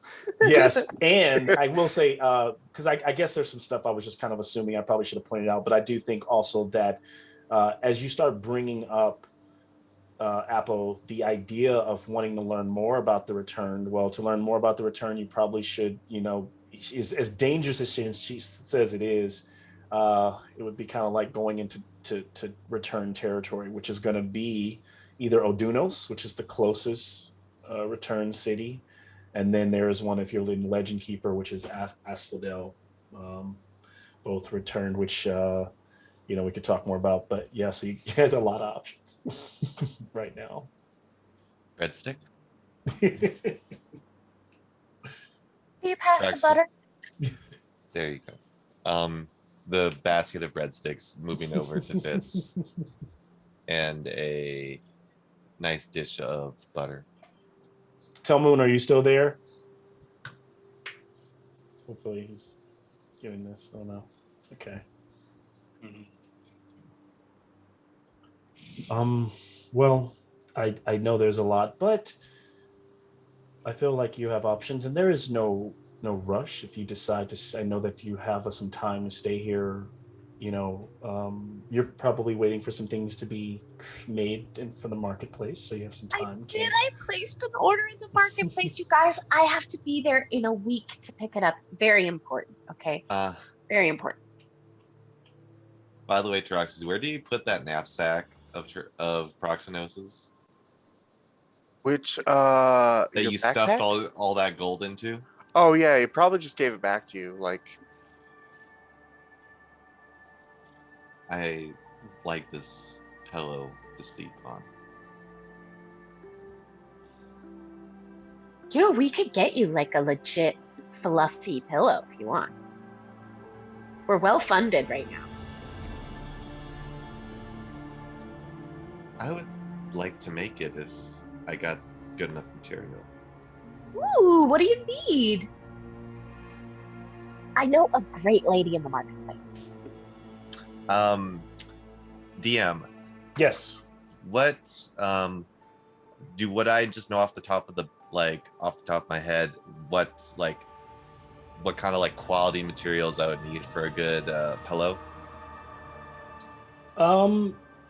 Yes, being a druid and being like, finding ways to make yourself comfortable in your travels, right? I think you would know that.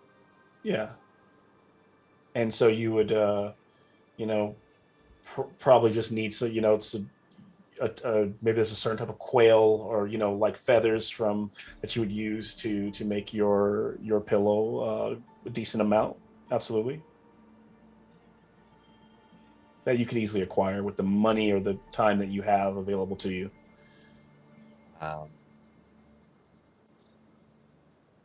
a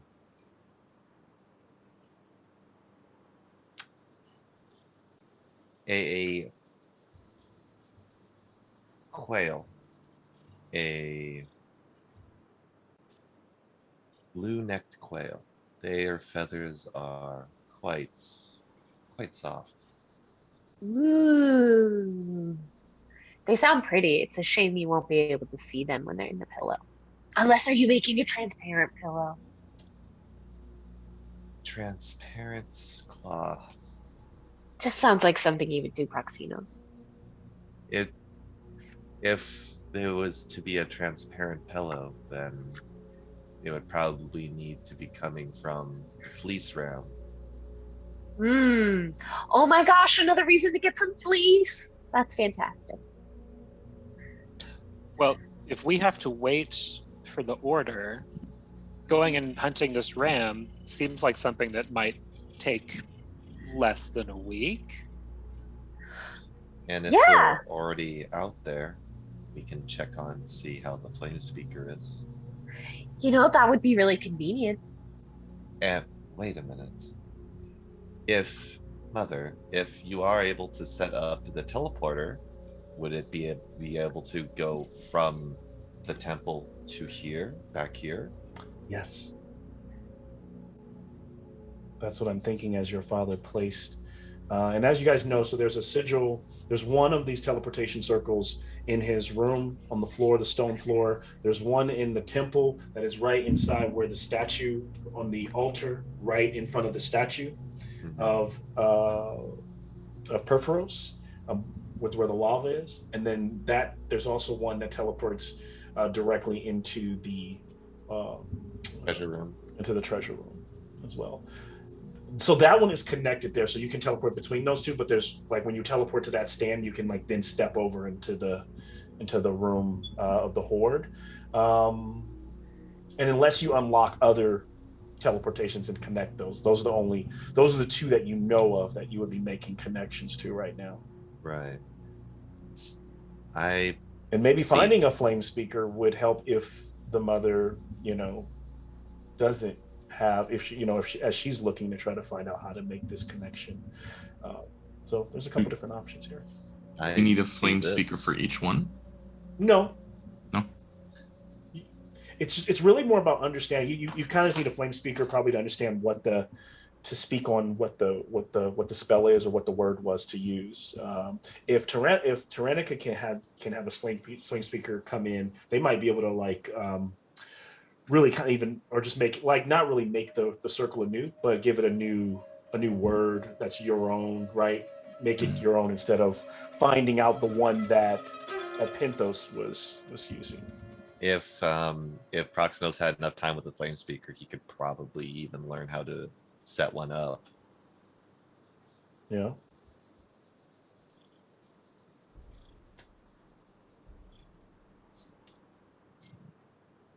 So then does the party, would they wait for the mother, or would they be heading, or in the meantime just kind of head out to head back up to the temple, or to head up to that general area in the morning? The fleece thing was before we got to that ambush at the cottage at the base of the mountain. Yes. So it is it faster for us to not take the teleportation sigil and just go on foot Go on foot to the base of the mountain, or would it be faster for us to take the teleportation into like the treasure room and work our way down? That's a good question. Actually, it was only a couple days to get to the mountain from foot. It takes a couple days on foot. So if you were to now, if you're trying to get to the little cabin where this young woman is, right? That's going to be, that would probably be easier, because then you would only have to take that, I think it was like a 4-hour trip down the mountain to where the cabin is. If you have the teleportation. If you're looking for the fleece mane, and then you're probably better off finding that, because that's the beginning of the journey on the way up to the mountain, right? That's within like the first day, or that general area is within that first kind of day. And then like what the third day is where you'll find the temple that was burned, which it was stone, so it still stands. It's just the husk of what it was, the Flame Speaker's temple. So say it's like 3 days. It's like I think it was like 2.5 days. But if you guys huff it, you guys move quickly. Maybe it's 2 days to get to where that temple, to get to where the mountain is, because the temple's right at the bottom of the mountain. So, kind of playing in some generalities here, but. So what do you guys think? Do we need to wait for Mrs. Oh my God, I can't find my notes. Artemisia? Mrs. Artemisia? Do we need to wait for her to finish her meeting before we go off on our adventures? Do we want to like check in with her and make sure we don't need to do prudent anything? to find out what happens before we leave.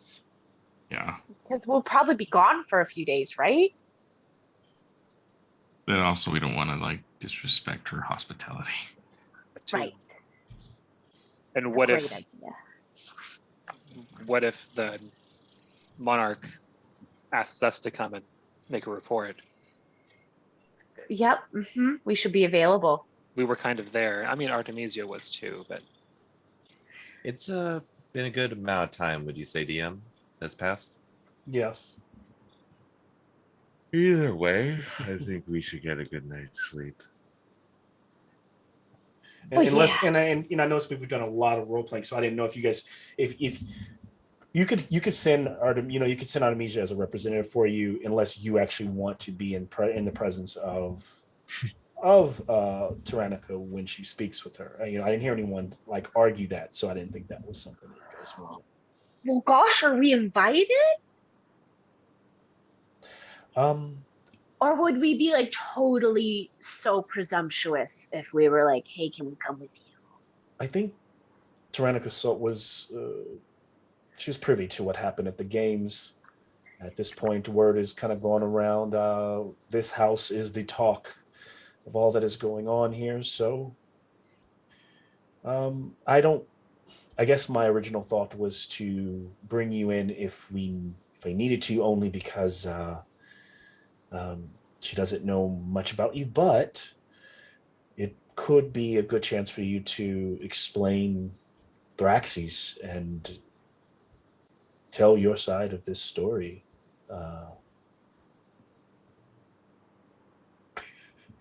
It would be great for our brand. You're right. You should always think of the branding. By the way, during some of the talk, you can see that the table where Apo crushed has been fixed. Oh. As Proxenos did take a minute to mend. Nice. It. Wood just kind of puts itself back together, heals. Well, I know we could rack our brains. With this, I'll let you get a good night's sleep. And here's what I'll do to kind of break to meta here a little bit for everyone to give you guys. You could either sit here and camp in the town and kind of montage a week out, right? Or you could take this journey up the mountain, or you could stay in real time and go meet with Tyrannica is what I'm hearing the options are right now. What do you want to do? I heard that Fitz really wants a bag of holding. Mm-hmm. So yeah. Yeah. If you're really trying to carry more with you, then that's on the table. It would be nice. Although I'm in no rush. I think the diplomatic thing to do, if we're trying to keep ourselves in the good graces of the city and we want the city on our side eventually, we should be present for this meeting if possible. There's also the thing of the poor flame speaker girl that we don't know her situation. Who at this point has, if she's still alive, has been up there a minute. Yeah. Really, I'd be like looking for footprints at this point, I think. Yeah. And it would be too far for Tyroxis to send the anvil rot, right? I think he's still. I don't know if we even brought him with us. Oh, I've been putting him. I've been putting him on the table. I didn't think. Did you guys leave him up in the mountain? You just left him in the mountain. Just left the owl. Was like, no, we don't need you anymore. Well, he was gifted to us. I imagined that he was gifted more than. I thought he just followed us. Like we didn't need to talk. I think he just follows you. Us. Yeah, he just kind of like this little mechanical owl following you. Okay, then I'm not gonna turn a gift owl down. I'm sorry, but in canon, did you guys explain to us about the girl? I forget. No, you guys just ran away up the mountain. So tell Lunas Roxy's don't know about this girl. There's a lot so far in this episode that you guys expect. You guys were saying you were going to talk about that you guys have not talked about or shared. Like I know Jason wanted to know about what's up with Proxinos, but it's not come up. I mean, I can't be at the dinner table and be like, "Excuse me, Miss Christos, do you know who's been?" I just want to know. Right. Curiosity. Adam, what are your relations with the god of death? Yeah. If I may be so bold to ask. We know who his daddy is. Could you explain about this guy?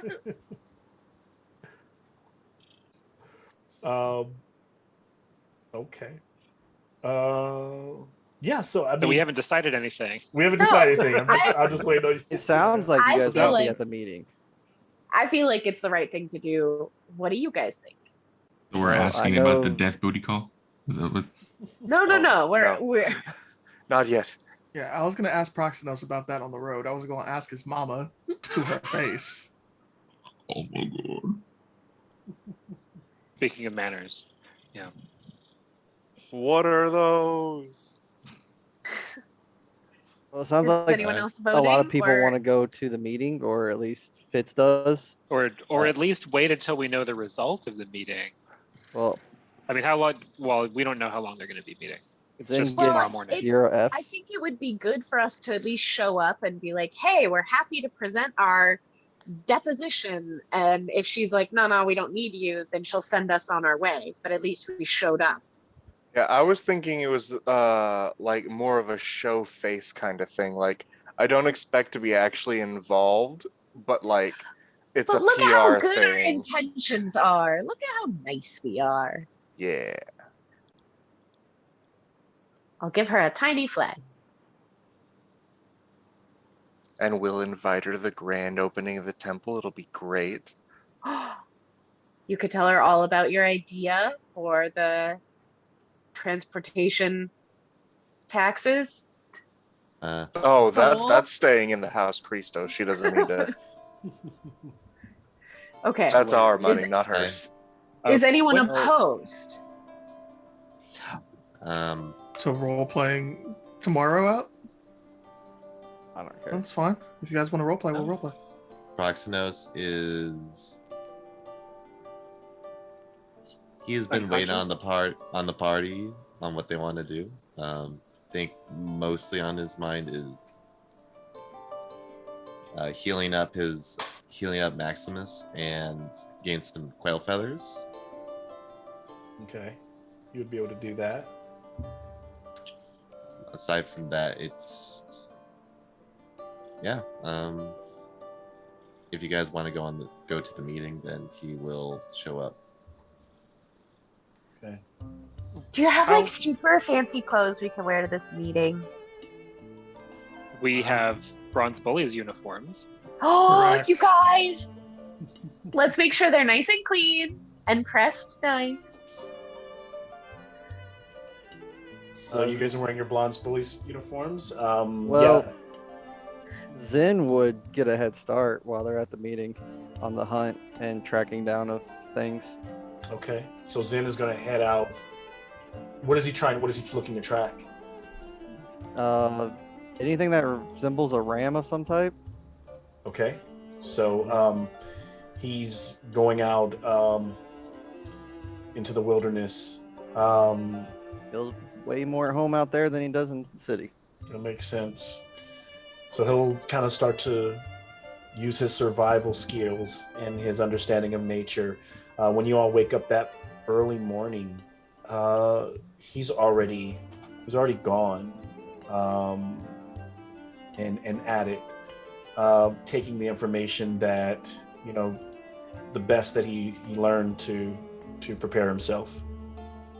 The rest of you get together in your fine Bronze Bullies uniforms that were made. I would like to How imagine. early is this meeting?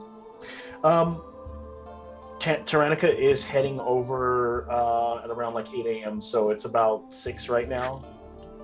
Okay. So I'm not going to try to pull anything before then. It's pretty early. I would imagine that. What is it that you'd like to do? Let me just hear it out. Maybe. I wanted to try to take care of some of the business I talked to you about, but Yes. that's not enough time. Got it. I would like to imagine that the bronze bully uniform that I have is basically just pajamas and like a nightcap. But fancy pajamas. Mm-hmm. I'm already bronze, so Well, I got you guys all little things for like t-shirts for the games. So whatever you guys had from the games. I didn't want to add another option to your list, but Pythias, yeah, you would have gotten a actually no, that probably wouldn't have been a place for it. A seagull earlier in the day, maybe when you were on your way to meet Fitz in the marketplace, delivered a note to you. And it's a familiar note from your contact, from your nation. And they give you a location to meet with. It's on the backside of Akros, because Akros is built like on a large cliff, and there's a way when you leave the fortress that you can journey down the mountain, and there is a natural waterfall that springs out of the side of the mountain, and this messenger asks you to meet them there in 2 days, or at your earliest. So you can, I imagine that you can call this, or you can use your forge, your bird, to send messages back or to change that time. But it doesn't seem it's pretty much the time for him to give you your normal update on what's going on and giving you feedback on what's happened. So that's you're able to push that if you need to push it, but it's like he sent it to you here's where I'll be unless you need him to move it out. Yeah, kind of deal. Mm-hmm.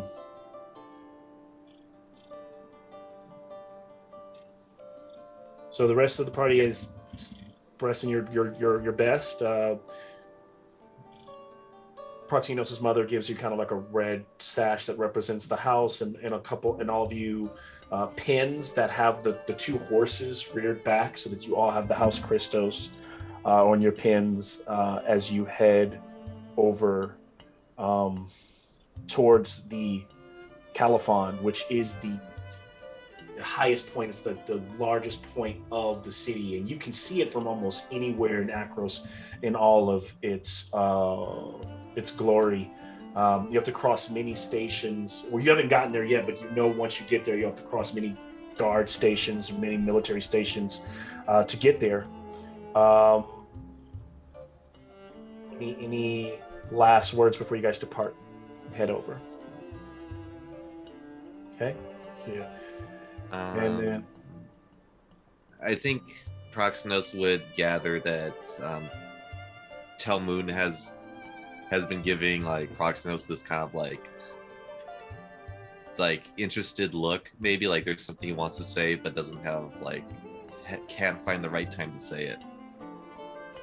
And he takes note of that. Nice. And Epithexis has probably gotten scrolls about this amazing thing called the bank, where he can put his gold and it makes more gold for him. Okay. We can take care of this now. If we're on the way to this thing. What are you taking care of? No, got how it. the heck are you still awake? We went to sleep. You're up again. Usually we have to drag you places. It's strange. It's almost like finding out more about myself. I feel less sleepy. Good enough for me. And so as you move through the crowd, before you get to the first kind of military station, it's kind of like the gates before you go into the second part of the city that is the Caliphon. I will share kind of what it looks like here just from an overhead.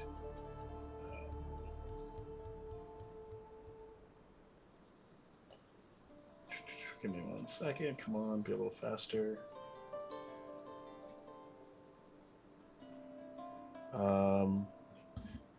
There is this road that leads up there, so let me share. Okay, so you guys see House Christos here. So this road here, you would have to come. There's a kind of an opening section in the town where you'd have to cross these military outposts before you take this long winding road up into the top that's elevated up like 500 feet to where the Caliphon, to where here's where you would appears where you'd meet with Tyrannica. And so as you're crossing through these streets, you can I get a perception check from everyone? Taroxys and Telmoon, you get advantage. What was that roll just one more time? Perception. Oh man, I am a pro. 15. Okay. 6. Ooh. Technically a natural 20 minus 1. Nice. Nice. So Taroxys, as you're coming into this kind of like a point where all these streets intersect. There's a lot of people going about their everyday business. It's busy, but there's not a lot of merchants around necessarily, but there's like kind of, it's a pathway where horses and carts and stuff are moving to and fro, and more upper people of nobility here in Akron moving through the streets. And directly ahead of you is where you would see the guards, several. It's probably like, it's a guard post and a gate, and beside it on either side is like 4 hoplites. It's like 8 hoplites like standing their guard. And down the street to your right, you notice a large group of hooded like priests dressed in a similar fashion in robes that look like kind of the priests that you met in the temple, like Perforos worshippers. and they seem to kind of just be marching. They're about maybe 60 feet away from you. They're all hooded, all like draws real low, and all kind of like sounds like they're kind of like mumbling or whispering, and they're carrying kind of like one of them is carrying like a symbol of Perforos through the streets. They seem nice. And then alongside, then there's also the guard gates. Well, yes, well, we should continue on. Says Artemisia. Medios did not come. He's back at home, being the kind of the brat that he is, taking care of business there. And as the party kind of crosses before you get to where the first guard checkpoint is, you notice that that group is kind of intersected and crossing over, and Taraxis is looking to see if he sees the familiar faces. But he notices something's off. They seem like, but as they get closer, he notices that like whatever they're whispering is definitely not prayers, or not common honors to Perforos. And there are about 12 of them, and as they get closer, Taraxis notices one of them lifts its hood slightly, that there is a golden mask that the figure is wearing underneath the hood. So Taraxis does notice that. What does he do? Come here. Is he saying come here to his party? Is he saying to Apodexis? To Apodexis? Mm-hmm.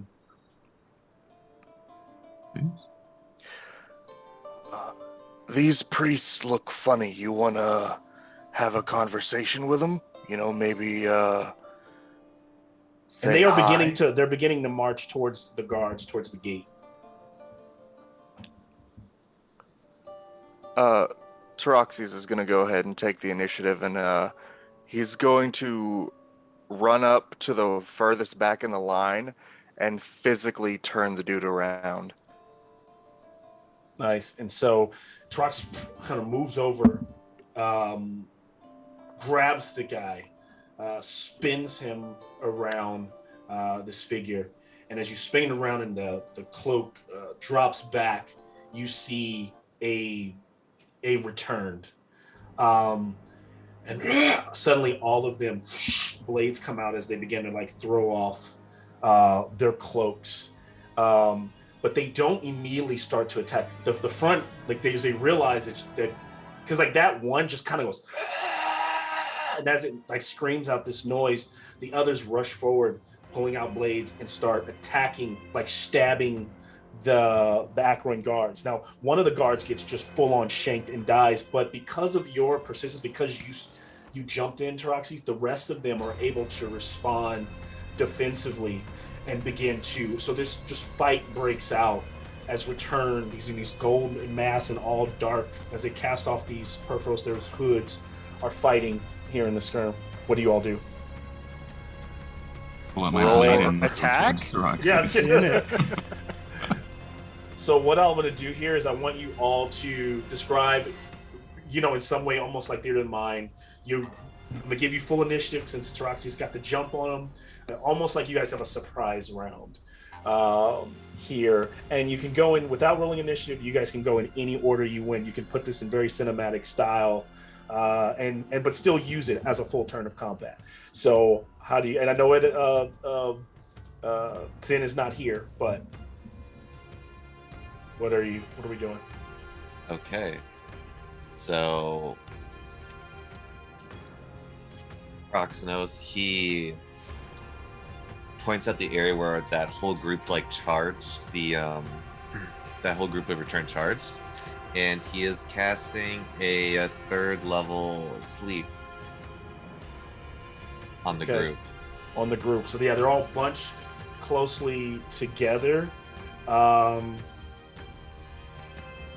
go ahead and roll for that, and I will.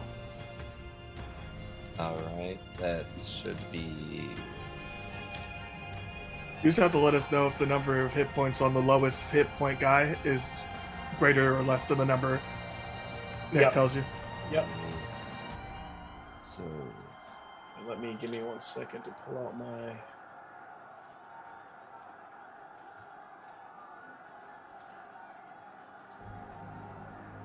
47 hit points. Oh, jeez. So if it's below that, then it subtracts, and then the next target, So. Yep. So 47. you will make. So when you cast it, the couple as they're fighting back, and you guys also notice that the hoplites, the Ackland hoplites, are jumping in, like they lock in and create a phalanx. And a couple of the two towards the back, the one that Teroxes is holding just collapses. But actually, can you sleep undead? I don't know if these are different. That's a good question. It's on you. If they can't be put to sleep, if they're immune to being put to sleep, if they're immune to being charmed, then this doesn't work. The funny thing is, return do rest, so you don't eat. I'm gonna allow it. Let's say it works. I'm gonna say two. So two of them knock out. They just go down, and one goes limp. One falls and spills over and drops his scimitars on the ground. That's brilliant, because really quickly, Teroxes activates his giant's might, gets really big, and keeps holding on to the dude. And once he reaches his large form, he's going to throw the body as hard as he can into the group of those that are still awake. Nice. I don't know what I need to roll for that, but he's throwing the whole body in. Give me just a straight up athletics check. The Roxy smash. Of course, it's a 10. So it doesn't hit. If it would, I would have given you your unarmed strike and then given them disadvantage. Like some of them would have fallen prone, but you go throwing them. He spills into the group. Some of them step aside, but they look up as Teroxes starts to lumber forward. This giant figure. You hear some people starting to cheer, the bronze bullies, after seeing Teroxes grow so big. They're lashing out. A couple of one of the hoplites' ankles gets slashed, and he drops down, creating an opening. As some of them, they start to try to fight their way, and you can see they're trying to push their way towards the gate to get inside. But what happens next? I draw my longsword and kind of brandish it in the air, and Apodexis, Teroxes, and Telmoon, you hear the crashing of waves at the back of your mind, and you are blessed. No, bless you. Nice. Apodexis will step into that gap where that Crowan went. Nice.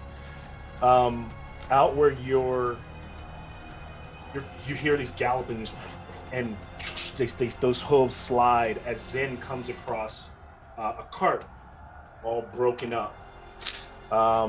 There's tracks, horse tracks everywhere, and one you find that were leading back away from you, back towards the city, and in the dry mud, which was mud at some point, there are horse tracks running around, down into curving around to the bottom behind some rocks. Do you follow Zen, or would you continue on looking? Because you get the feeling from the stories, you're getting the good feeling that this is where Proxenos' horses were attacked on their way back to the city. You just continue on, or does the tracks look like normal pace, no erratic movements? They look like they were erratic, like the animal was fleeing for its life. Yeah, I'll go check that out. So as he follows those tracks down, he finds like a little cliff, and as he looks down over the cliff, about 90 feet down, there's just like a open pit of just bones, of all different types of animals, many of them humanoid and animal mix.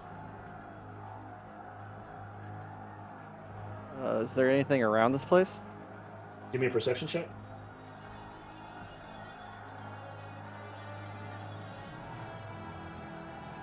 Perception is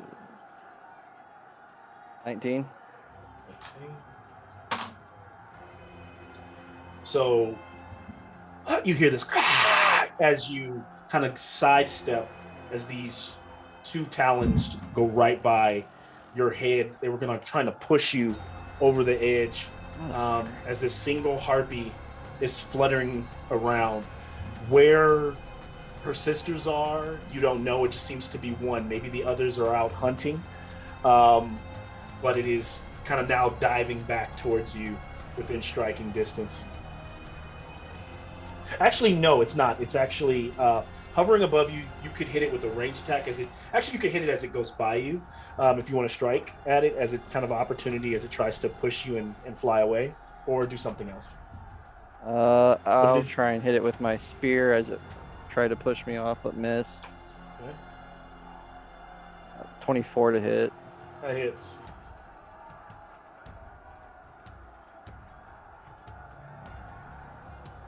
Yeah, screw it.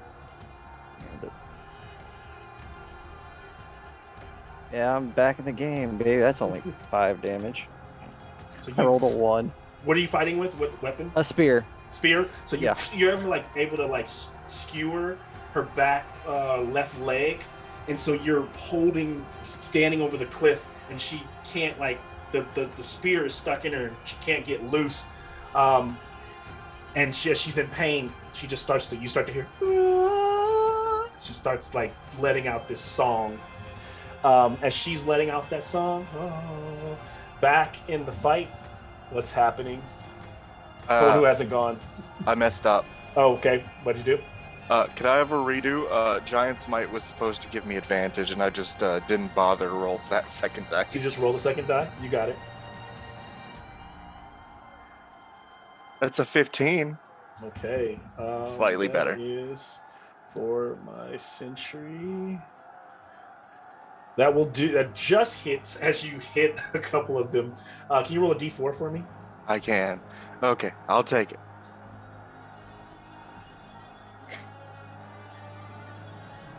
Three. You're gonna give me unarmed strike. You threw him about 10 feet, so I'm gonna give you unarmed strike damage plus 2d6 because of the speed. He's going 10 feet towards them, and then three of them, including that one. So 4 sentries tumble over and are prone. So there are 4 of them prone. If anyone wants to take advantage of that. The unarmed strike is 5 by itself, so that's 15 in total with the 2d6. Okay. By the way, the one that's sleeping, he automatically gets critical. That's right. The weapon was critical. Okay. Nice. Thank you for that.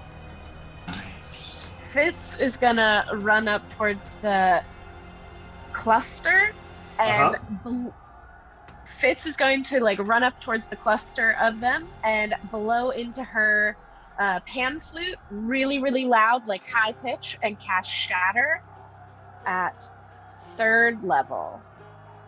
Einar is so proud of you. Hearing some Hades. It's a con save of 15 to everyone in a 10-foot radius. Ooh, so that's a lot of them. Okay, so in my mind, I see there's 4 on the ground, the critted one, so there's 6 of them, as the other ones have kind of spread out.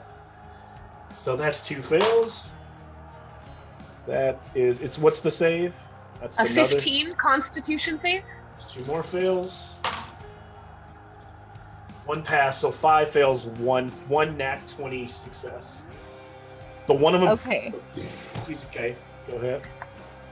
That's 14 points of damage to anyone who failed. Okay.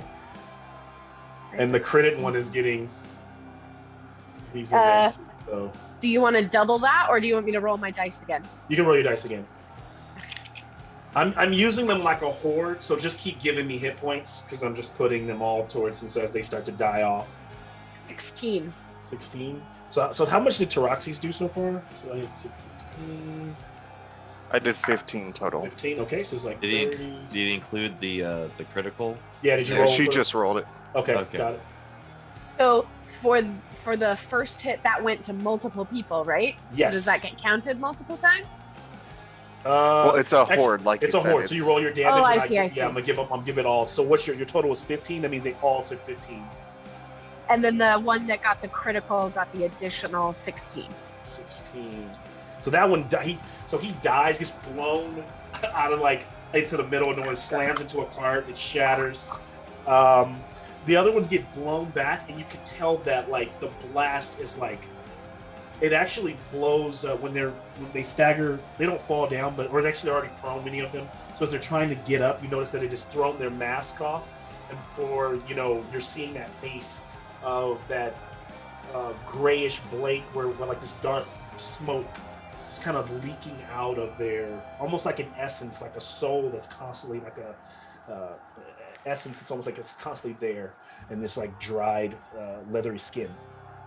You've almost killed all of those that you hit, but you do notice the one that stood its ground kind of locked its arms. You see these bronze bracelets, and it just slides back about 10 feet after your shatter finishes, and it's still hood low, but you can see, and his mask is kind of longer than usual, still golden, still returned. It almost looks like a screen mask, like a long jaw, open.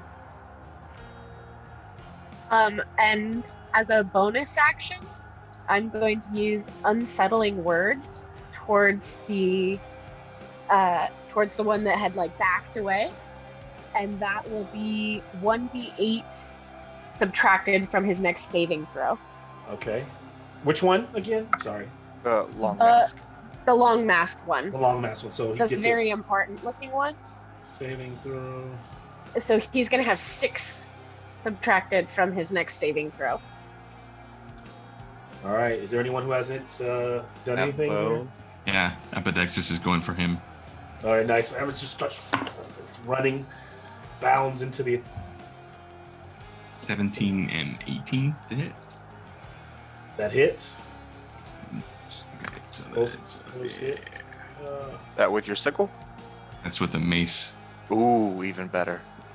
That's going to be 2d6, and that's going to Actually, be... Was that including the D4 for Bless? Because I heard it actually for Mal, just in case. So then that would have been 19. 19 on one. damage on that main one. The hit. On that main one, yeah. Oh no, to hit. It's Oh, no, 19 to to hit. hit. The 19 hits. 19. Yes. Okay. And then damage is going to be a total of 12. Nice. So that one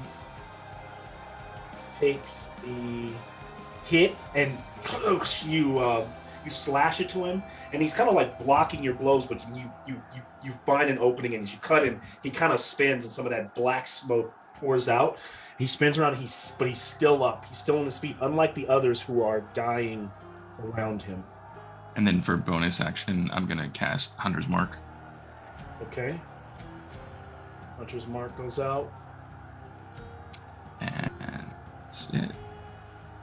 Elmun, show them the might of a champion of Perforos. So everyone else is dead besides the big guy? No, they're just down. There's still a few that are alive. They're Okay. not dead. They're just really weak. All right, then Telmoon will just run up and support, and as he's going, he'll slash down at 2 of the ones on the ground. Okay. It'd be a 23 and a 22 to hit. I'm sure there. For It's- 27 damage total. So you've And if- been. How do you kill 2 of them? As you're kind of running by, murdering the ones on the ground. Oh yeah, if these are my booming blades, so as I'm stabbing them, you feel you hear that peal of thunder inside, and it's like a shock wave that goes through their body, and slight explosions inside. Hopefully not too much comes out, but yes. Just yeets the masks off their faces. Just masks blasting into the air. No need for the extra 17 damage if they're not going to move anymore, but okay. So as all of this is happening, Pythes, did you go? You did. Okay. You did. Okay. Yes. Yeah, I blessed. Oh, you blessed. Got it. So as there's this kind of moment as you all kind of stand there in your like heroic pose, and then back on the mountain, you know, Zen is fighting this harpy. Then I need a saving throw. No. I need to let me check what kind it is. Sorry, I did not have this encounter set up. So I just need a wisdom save. The song is welling in his ears.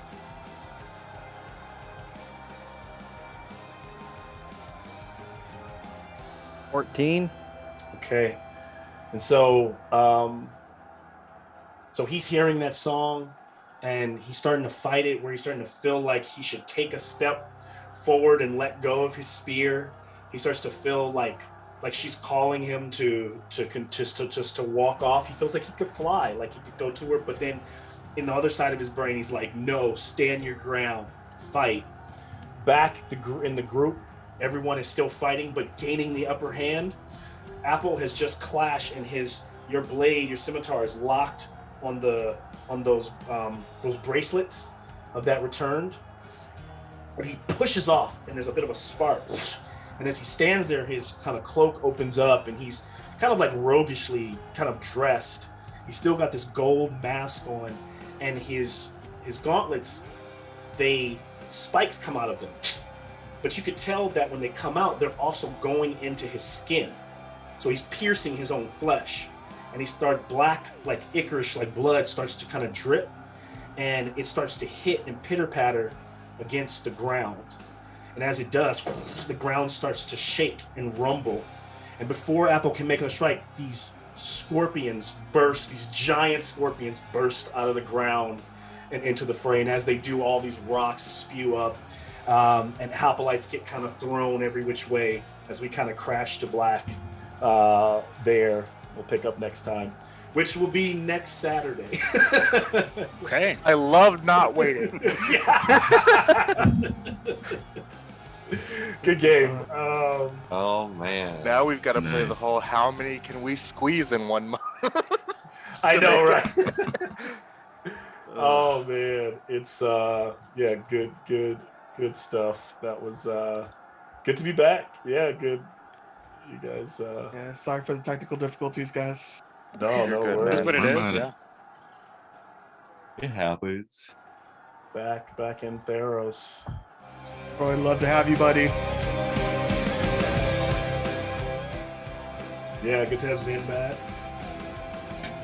Hope you don't die when you're all alone. Oh no. I realized I picked the perfect monk to fight a harpy. 2 key points. I'm casting silence.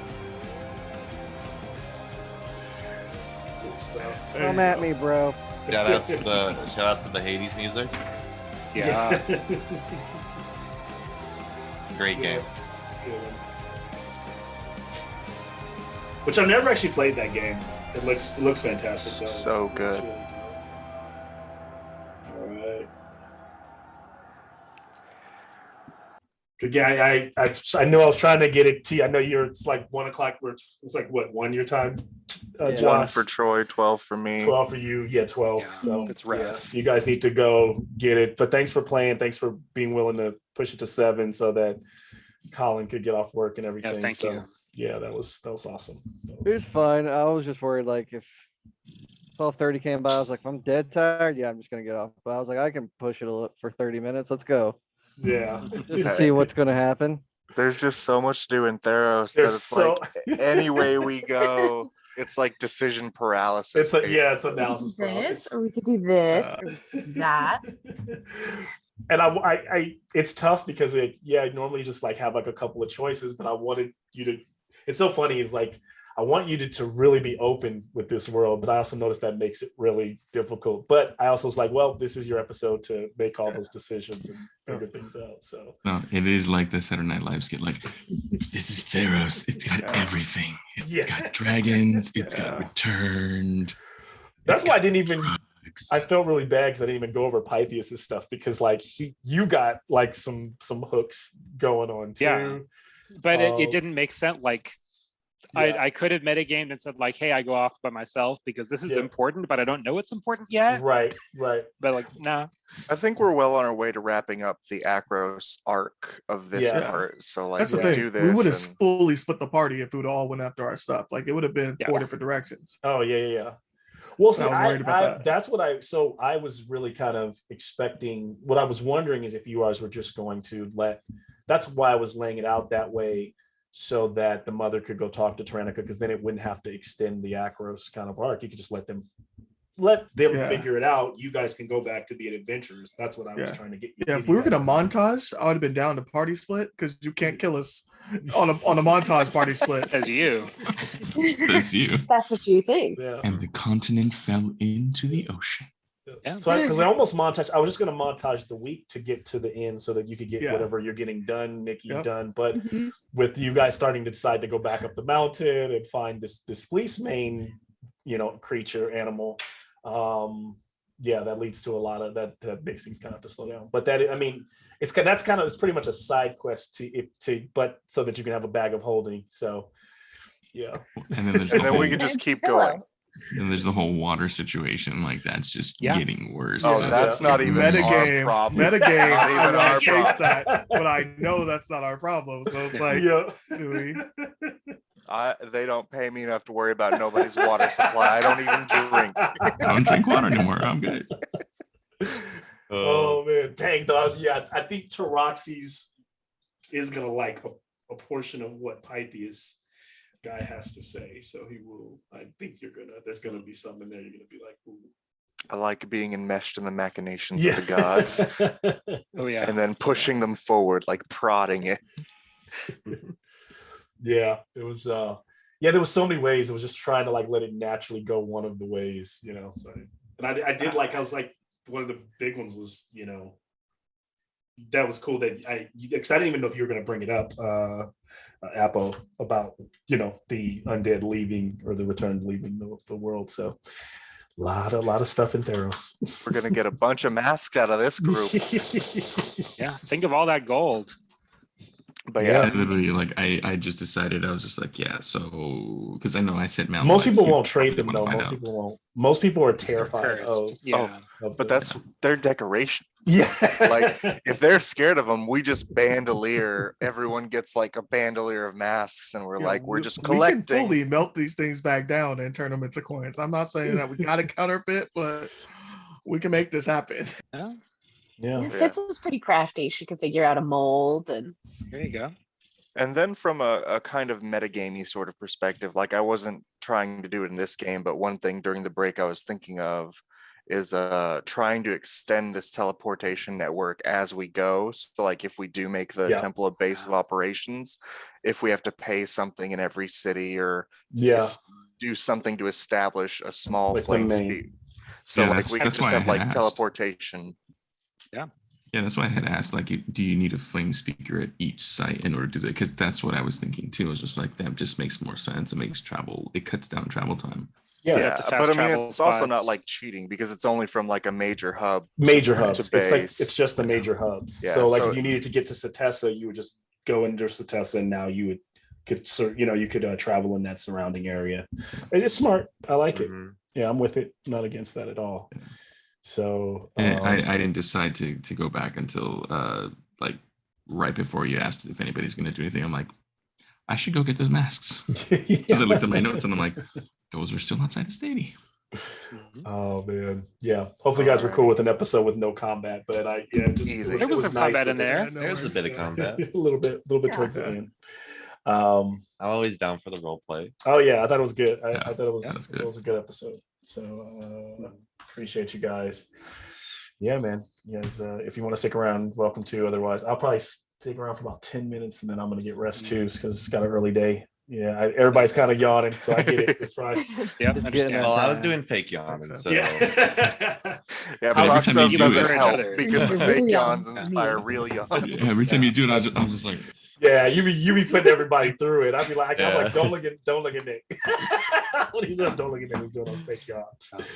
Oh Well, man. Malcolm, if you're going to be leaving pretty soon, you got to ask, because I heard from Jason you have problems with fine steed. And I got to ask if that's a thing. Don't actually. Why? Don't why lie to me, Mel. It could be a little annoying, but no, I would say in It's this an animal campaign- that he can't kill. He doesn't like it. No, I'm fine with it. In this campaign, it's actually perfect too for you to take it because then you can, travel is important in having horse. So Mhm. if you've got Maximus, you might as well all have horses at some point, or if you guys want them.